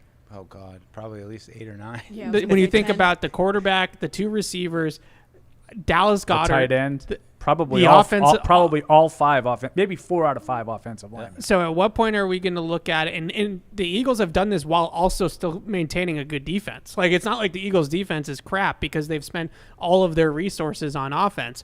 And then you go into last week, and they have 2 all-world receivers that are in a different ballpark than anybody on your roster. And at what point do you look at that and say, oh, we need to also load up like this? Like, we need to have better playmakers on the outside. I mean, this week they got Garrett Wilson. The Patriots don't have anybody that's as good, anywhere close to as good as Garrett Wilson. And that's why it's the draft. I mean, look what Philly did. I mean, it's right there staring you in the face. They weren't, it wasn't, we have an average quarterback, let's go, break the bank and just try to get an amazing receiver with them. They had a good team in place, and they said, hey, we feel like we're 1 player away. Let's go get A.J. Brown. They had things in place around him already that, fostered that success. But, I mean, I'd love to see the numbers just on how many guys they've drafted and play themselves. Well, it seems for like Philly, the vast majority. For Philly specifically, too, to the point that you guys are just making, they feel like they have some weapons on offense, right, with Smith and Brown and Goddard to go with the running game. Well, they didn't then take the draft this year and say, you know what we need? Let's get another receiver, another running back. Well, what does Bill do? Well, we're pretty good on defense, so let's go out and get 3 defensive players with the first 3 picks. And I don't mind any of the 3 picks. If you told me that those 3 guys are the players, I'd say, oh, yeah. I mean, I'm less convinced on Mapu, but Keon White and especially Christian Gonzalez, I'm fine with those picks. But might you have been better served to maybe take one of those 3 guys and then grab a tackle? And maybe you're not dealing with this. And I watched that kid play again last night for Cleveland. Yeah. He does not look out of place at all to me. DeJuan Jones. Yes. He's a monster. And that was a 4th-round pick, right? Yeah, well, he fell because, 4th round. Yep. So you had opportunities to get that guy. They drafted Jake Andrews. And then Vidarian Lowe's not playing. Jake Andrews is one I don't get. They drafted Jake Andrews. I think first pick of of day 3. Their first pick of the 4th round was Jake Andrews, if I'm not mistaken, and DeJuan Jones went like 3 picks later. So, I think that's your whole argument, right? But there, the Eagles took, they said, okay, we have enough around Jalen Hurts now. Let's, we're going to be losing some guys on defense, and that defense is definitely in transition. Yeah, they're struggling in the early going, but they get, the kid who falls into their lap because of, the driving thing at Georgia. He's been really good. Yeah, right. He's been really good the first couple of weeks, and of course, Nakobe Dean gets hurt again because that's what he did in college, but.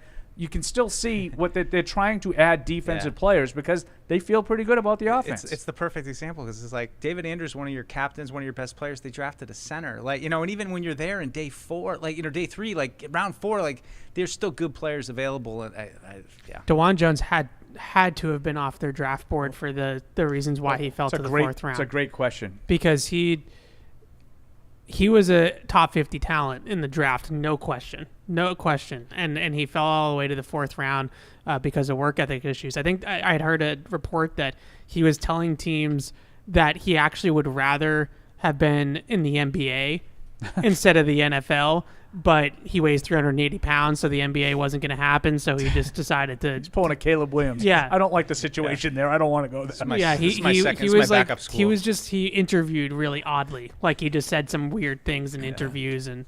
My backup professional career. No, if I can't, I've got options because I'm 6'8". Yeah. I just think at what point are you going to be willing to evolve? Like, I was doing a panel with Matthew Slater, and one of the questions was, with being a great leader and wanting to maintain your level of success, you also have to be willing to evolve in order to be able to still be able to be competitive with your competition that is chasing after you. And now it's like your competition is not only chasing you, they're surpassing you because you're not evolving at all. Yeah. You're thinking my coaching is good enough, I don't need to evolve. Even though the NFL is changing, they're way faster, quarterbacks are different, I'm going to continue to do things the way I'm used to doing it. And it's like, you can't continue to do that.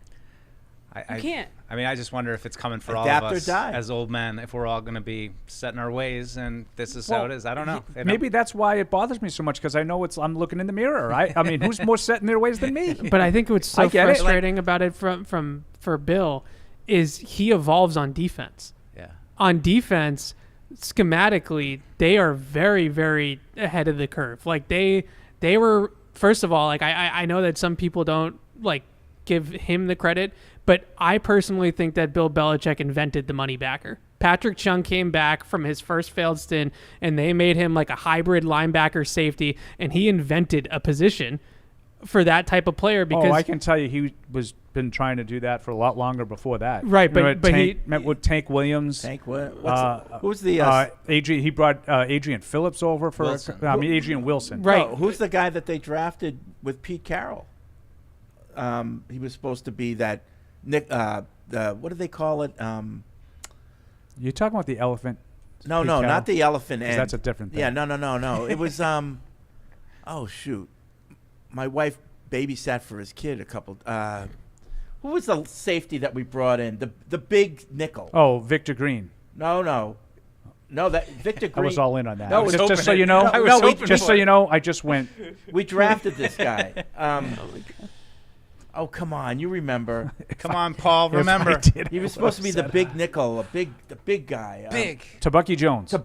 Well, and Bill took Tabucky Jones and made him a good player here on the first dynasty teams. Yeah. And so he brought Patrick Chung back, and he recognized that tight ends were turning into legitimate pass catchers, and they weren't going to be able to just put linebackers on tight ends anymore, that those guys were going to be receivers now. And they made Chung a tight end stopper, and that's how that position evolved. This 3 safety look is something that teams do in college against air raid teams. This is a tight front with the 3 safety look is a college thing. And Bill just did it for the first time maybe as an NFL team that I've ever seen on Sunday night. So he evolves defensively. He drafts guys, like Duggar and Marty Mapu and these guys that can play these hybrid roles, and he's got all these different blurring lines.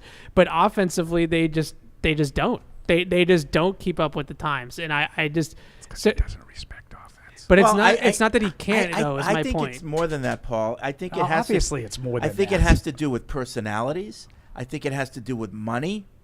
That's dumb. I'm giving him more credit than that. Yeah, well, I think it's like, control of the locker room.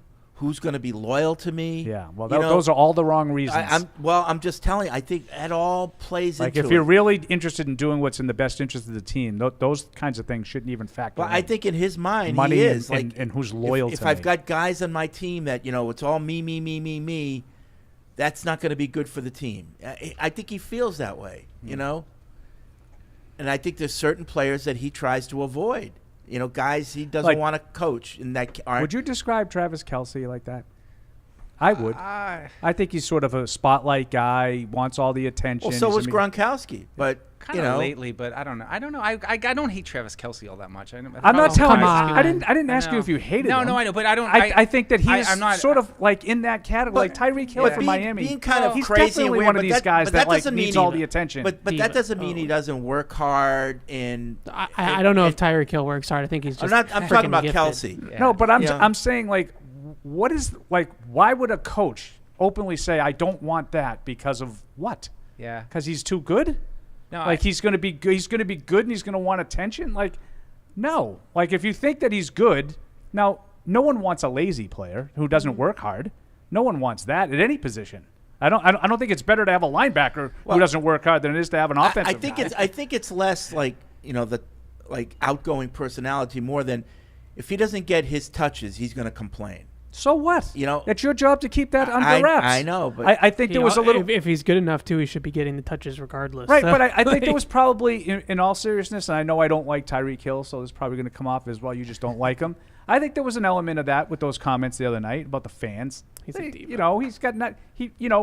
I think he had a huge impact on the game with his presence, but he probably looks at it saying, "I got to get mine, 5 for 40 and a touchdown. I got to get mine." Yeah. And these fans, they're yelling at me. They're nasty here. By the way, I wanted to ask another question on Stream of Consciousness. He's just coming to you. He said the quote, they were saying things that I wouldn't say in church. I so badly wanted to quote tweet that and be like. What would you say in church that you wouldn't be comfortable saying outside of church? Right. Also. Right? You'd say it like. Also, would you be comfortable going in church and breaking your child's arm and beating your wife? Right. Well, I'm not getting into that. So, like, I'm it's saying, just crazy. What, to me, when I went to church, I was on my best behavior. He missed the analogy. What he meant to say is he said things I wouldn't say in a bar room or something like that. Right. Yeah, but he said church. I know. He said church. Because he messed it up. I just, did not. I did not like how he was acting like he was holier than thou. Like, he's the wrong person to be doing that. Now, if Matthew Slater said that and said they were saying things to me that, you wouldn't say in church, sure. But Tyreek Hill, I would say the same thing. It doesn't make sense, Matthew. It doesn't make sense. The only difference is I would have an opportunity to go up to Matthew and say, Matthew, what did that mean? You bring up a good point there, Paul. I misspoke. I messed up my metaphor. Brother Paul. Well, I get a lot of hot dogs. I will say Paul had a really good one on Twitter yesterday. Oh, you about tweeted? Ian Book. Oh, not really. I was just great. making fun of Mike. Short book But it or was great. something. That chapter Closed the book. that chapter closed, and that. I think I wrote something like that. That chapter was closed in I Patriots didn't even history. see him in the locker room. Did you ever see him even out of practice or anything? No. Matt him at Corral practice, also, by the way, officially gone. Officially.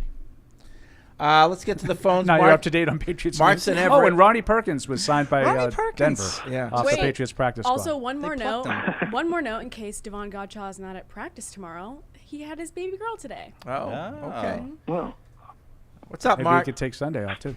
Freddie, thank you always for taking my call. I got kind of a serious question. I'll try to make it quick.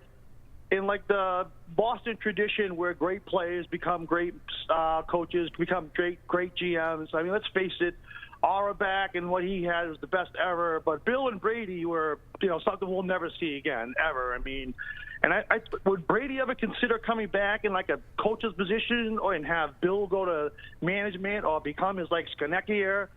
Something like that to bring Brady back into the fold because he has so much knowledge and we know he's a winner. I mean, this year, come on, we probably got about 4 or 5 years of this stuff coming up. Yeah. But you guys ever consider maybe Brady coming back in with Bill? Great players don't always make good coaches. That's Terry O'Reilly brought us to the 7th game of the Stanley Cup. I mean, you never know. Terry O'Reilly. Yeah, Terry okay. He O'Reilly wasn't a great player. Tommy Heinsohn. Tommy Heinsohn wasn't a great player. Tommy Heinsohn absolutely was a great player. Yeah, but that's a whole different era. Yeah, but Ted Williams couldn't coach hitting. Yeah, I don't So think we have a you great. wouldn't bring him in at all? You know, I mean, he's Tom Brady. I think he's got other. I don't think Tom Brady He has doesn't any want to. interest at all Yeah. in New England or Boston Why or would coaching. Why would Tom Brady coach? Yeah. Oh God, the hours and all that stuff. No way.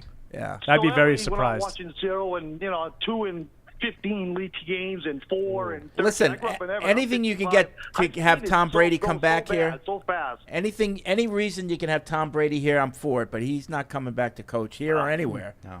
Thanks, Mark. Just to ring the bell. Did he just ring in there? He was 55. No. Bet you I went to school with that guy. Oh. He said he was 55, and I thought he just Terry said I- O'Reilly. I mean that. Well, I'm 54. I remember Terry O'Reilly. Yeah, but you were young. I remember Terry Terry Yeah, O'Reilly. but I remember and he Terry also O'Reilly. just No, you he's know, a coach. and you As know, a coach, yeah. yes, you do. Yeah. Well, as a coach, he but you don't- does. No, I remember him as a But player you don't, too. he He's played in not the that- 70s, right? Evan. He played in the 70s, but he coached in the 80s. I was born in the 70s. And he- I know, but he I'm was just the- as a player. He was the No, coach that led the team that finally broke Yeah. the Forum curse in '88. Now, I would also say, as you know, Mike, I like to correct inaccuracies. They did not go to the 7th game of the Stanley Cup Finals. They went to the Stanley Cup Finals where they were swept in 4. Okay. He Don't played, details, he played till details. 84, 85. I was like 9. I remember. I totally, I'm not surprised And that you I remember Ray Bork.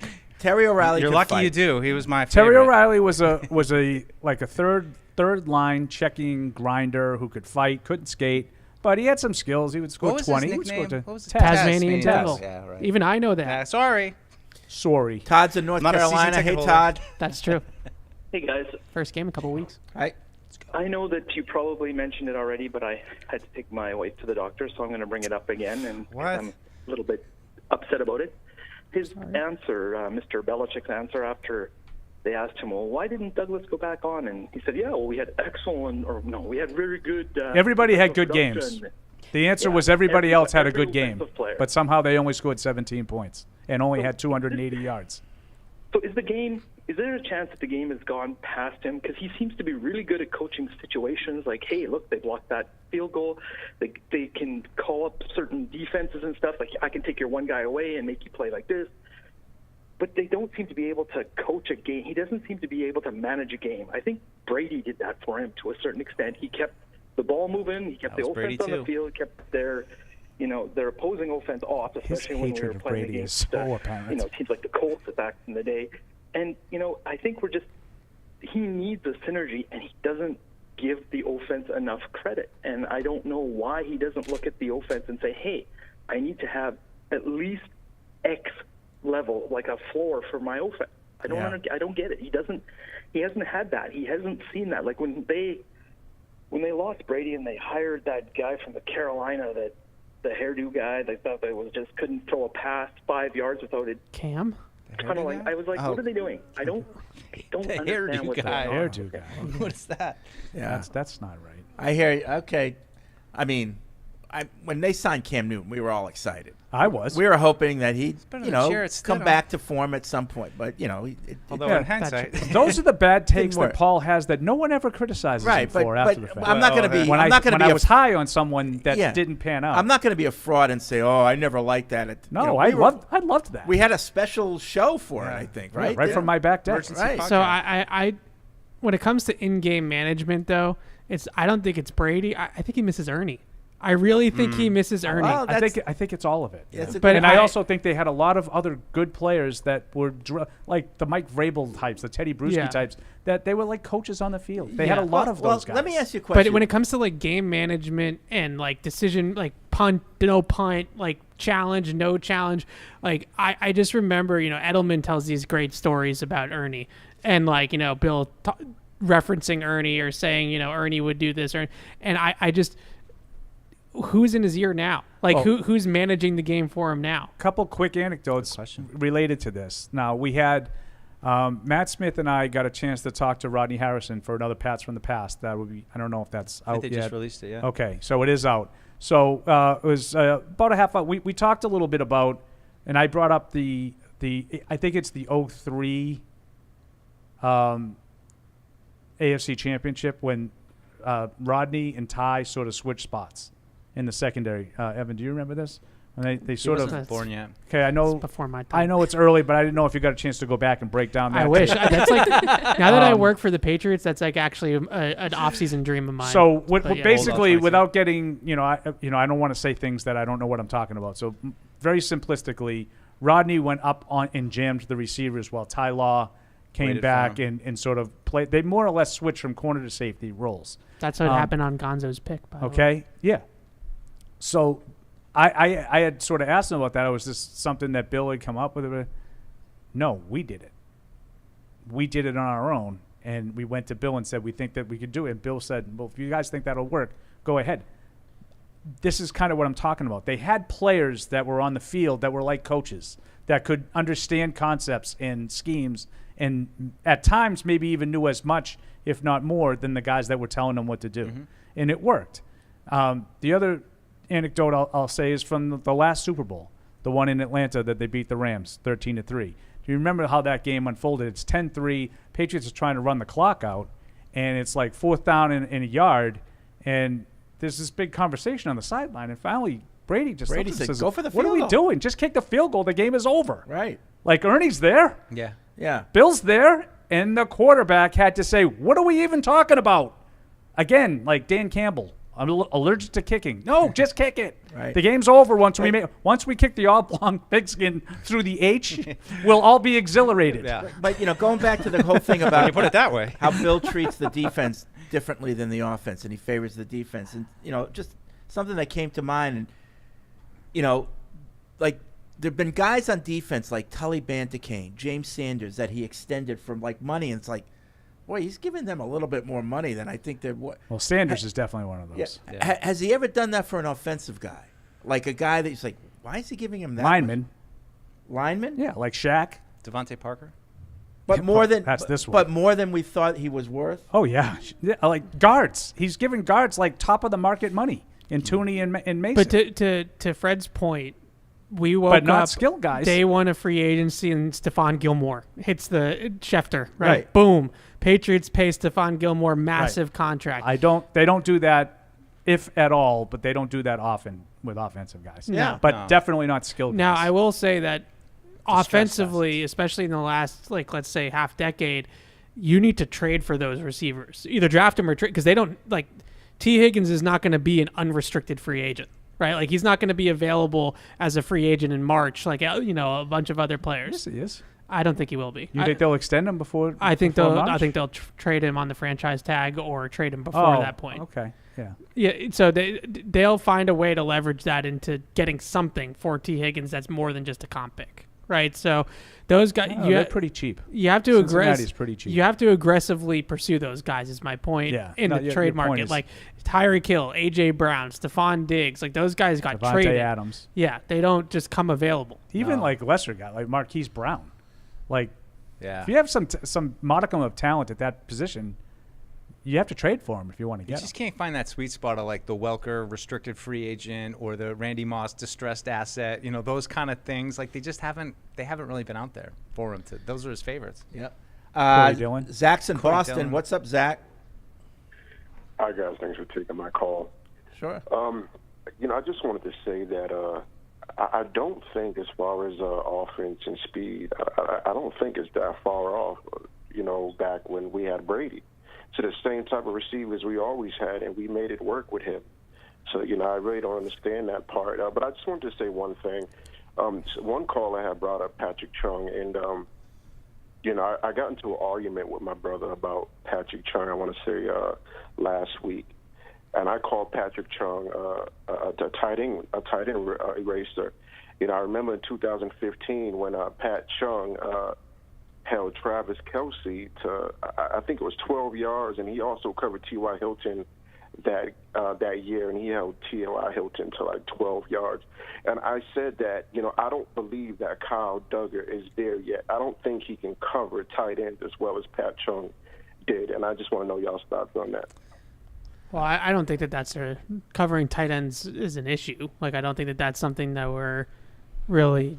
I don't think Duggar's a great coverage, lamenting. but I also think that what Bill used to do is what he did on Sunday. Like, we're going to limit Tyreek Hill. he limited Travis Kelce. How many points did Kansas City score that night? Do you guys remember? I don't know. 40. 40. Now the Patriots scored how many? 43. Yeah, game-winning field goal. Because I know, block your ears, Mike. It's a Tom Brady thing Because again? Tom Brady recognizes that we're in a shootout. They went over 25, and he didn't say, "Oh, well, we tried." But I also he put 43 on the board and won anyway. Maybe their weapons now are not that far off to 20 years ago at the beginning part of the dynasty. But that was 20 years ago. But here's where I have to come clean and say, I'm not sure that it was the same game, but I'm just going to go with it. The 43-40 game may not have been the game that Kelce only had 12 yards. It was very convincing, though, Paul. That's why I want to come clean before the show's over and I get 97 ats. Wrong, Paul. They only lost 27-20 that night. I'm pretty sure you're right. I think it was the 43-40 That was the game that they stood up. I think it was Hightower. And I think Tyreek Hill, that was his 200-yard night. So they stood Hightower up over Kelce, and every time Kelce released off the line of scrimmage, Hightower just put a forearm into him. That's your favorite thing, huh? Yeah. No, but I like Patrick Chung. And I do think that what Evan said about him earlier is accurate. They changed completely the way they used Chung the second time around. yeah. I don't think he was necessarily a tight end or racer. Rodney Harrison was the tight end or racer. If they had Rodney Harrison. Right. In the 2006 Once AFC in a while, Championship. they would put Rodney Harrison. Dallas Clark wouldn't have done a thing. Right. I wasn't even there for this conversation, and I feel like I was at this point. No, same with me. I wasn't there either, but it's become a show thing anytime Dallas Clark or Rodney Harrison comes But you have to say Dallas Clark. Why do we think that their weapons are equal to Rob Gronkowski and Julian Edelman? No. And I think that's what gets lost in everything. They need an X, they need a wide receiver, and it's like, well, they could get an amazing tight end too. That would move I didn't the needle too. I know the guy was a little. You could tell he was down just about the state of the team. So I don't want to jump in. Even if you wanted to say, I agree with you guys. You're dismissing Gronk and Edelman and the other players that they've had. But even if you want to make that argument and say it's roughly the same as it was in the glory days, how you can just sort of flippantly just ignore the fact that you had the greatest player who ever played. Right, that's the difference. That's the difference. Yeah, maybe the personnel around Brady wasn't all that different than it is now. I would argue it is. I would argue Brady had far more to work with in most of those years. But what's the difference between the greatest quarterback of all time? Even 03, 04, when, yes, they had a great defense. There were games where Brady would pass for 360 yards and 3 touchdowns. Oh, in 04, they were as stacked as you could get. Right. And, so even with lesser receivers, Brady made them better. David Givens, what did he ever do when he left? People like that. He had a debilitating knee injury. Yeah. Tragic, actually. It was. His career ended. I would absolutely love a Deion Branch right about now. Oh, Please give me a Deion Branch. Branch, Givens, Troy Brown, and David Patton. That's not better than what you have right now. Right. And that's what, to tie it back to your point of, kind of having to go out and get these guys and really have to, be aggressive. And it's like, if they hadn't hit on Gronk, who was, himself a distressed asset in the draft, and Julian Edelman, what would have happened over those last 10 years if they hadn't? Because it doesn't seem like they want to go out and get those guys. They just happen to hit on them. And then you go back to the drafts. It's like they didn't hit on more of those guys. They didn't hit on another tight end after Gronk. They didn't hit on another receiver after Edelman. And, and here we are. I still want to know who this comes down to. It's like, I feel like obviously Groh and his team are doing the work, but it's like, I feel like it's not being received. Like, they're doing the work, and I'm sure they have these great players on their boards. And then Bill's just like, no, I want these guys on defense. And it's unfortunate. Yeah, I don't. I think for Bill, he thinks defense is safer picks. I understand it more. I can scout it better, and there's less of a chance. There might be something to that. There's less of a chance of fail if we take the guy that we like on defense. And it's just that they want to win this type of way. They want to win playing the game in the high teens and the low 20s, and they're going to count on the defense to carry them. But in the defense, for the most part, in the first 2 weeks, has carried them. But when you need the plays in the fourth quarter and they don't have the playmakers for Mac to really go to in the game, and they don't have an all-world Hall of Fame Tom Brady level quarterback, it's like, okay, well, you held him 24 points, so what good did it do? I feel like this is just getting stale, and he can't continue to live like this, especially down the stretch when you're going to have even more injuries. Like, injuries happen. You have 3 corners down right now. Like, who else is going to get hurt? And it's like you can't avoid that happening. It's going to happen. It was a recent interview Bill did, and he used the word sustainable. Well, that's not sustainable. Yeah. I think he was talking about the Rams maybe or something like that. Yeah. Maybe he feels like building a good defense is more sustainable over a course of seasons than building a great offense just because of the money. Well, I don't know. Well, why not have good a balance, though? Well, like, have a good balance. listen, I'm not saying he's right. Yeah. I'm just thinking. I don't think he's right. If that's what he's thinking. And I mean, and to that point, like I've always like, little anecdote of defense is about destroying and offense is about creating. It's harder to create things, like you would think like it's harder to go. I need to put more effort into the offensive side of the ball to get guys who can make something out of nothing instead of like, you just see the look on Keon White's face and you're like, you're going to go destroy an offense, with just a look, like it's just. You it's can make easier an to argument find that those the way things. the game has evolved, it's kind of harder to stop somebody now. Yeah. I mean, is it like don't even try anymore though? It's like you can only get to a certain level and then see, it's Bill would never get get to the Nick Saban comment that has gotten so much attention over the last 4 or 5 years when he said that. But yeah, like devote more time to replenish. Like I don't think it's harder to keep an offense together. I don't. First of all, we all know what I think about money, and we don't have to get into that this late in the show. But I think that might be part of it too. I think Bill does very much still believe in the economics of the structure, and that's another to me philosophy that's past its time. Yeah. Do you think on when you Most recently with Patrick Mahomes yesterday. Like on when you this offseason will be kind of a barometer for how he feels? Because I feel like if they kind of overextend themselves to keep on when you, nothing against on when you, but I just think we can all agree at this point, like you can find a guard. You just drafted 2 guards. Like they need more, and to like sign him to a contract or to franchise him. Unless he signs like a really reasonable deal, I'd be stunned if he comes back because of what you said. The second thing, I have Mafi, I have I have Jake Andrews. I have to have one of these guys that should be able to fill in. $76 million in cap space projected right now next year for the Patriots. I saw something that was more than that. Well, Miguel has it as 76. Okay, I trust Miguel. And I trust him. I do. He has it at $76 million. So there's a lot that goes into that of how many guys are really signed for next year that are impact players for you that aren't just rookie, on rookie contracts from the last couple drafts and stuff like that. And, Onwenu is obviously a big one, Duggar, Uche. But a lot of the reason why they have so much cap space is because they don't have a lot of players. Who have been, we're all talking about how the offense has struggled. Who have been 2 of the better players on offense? Henry and Gesicki. Yeah. Right? Yep. They're both up. Especially Henry. They have no tight ends, and they're going to have to rebuild the tight end group and the offensive line essentially. I mean, I think it's just Al's in Wisconsin. But Parker and Juju will be back. What's up, Al? Al.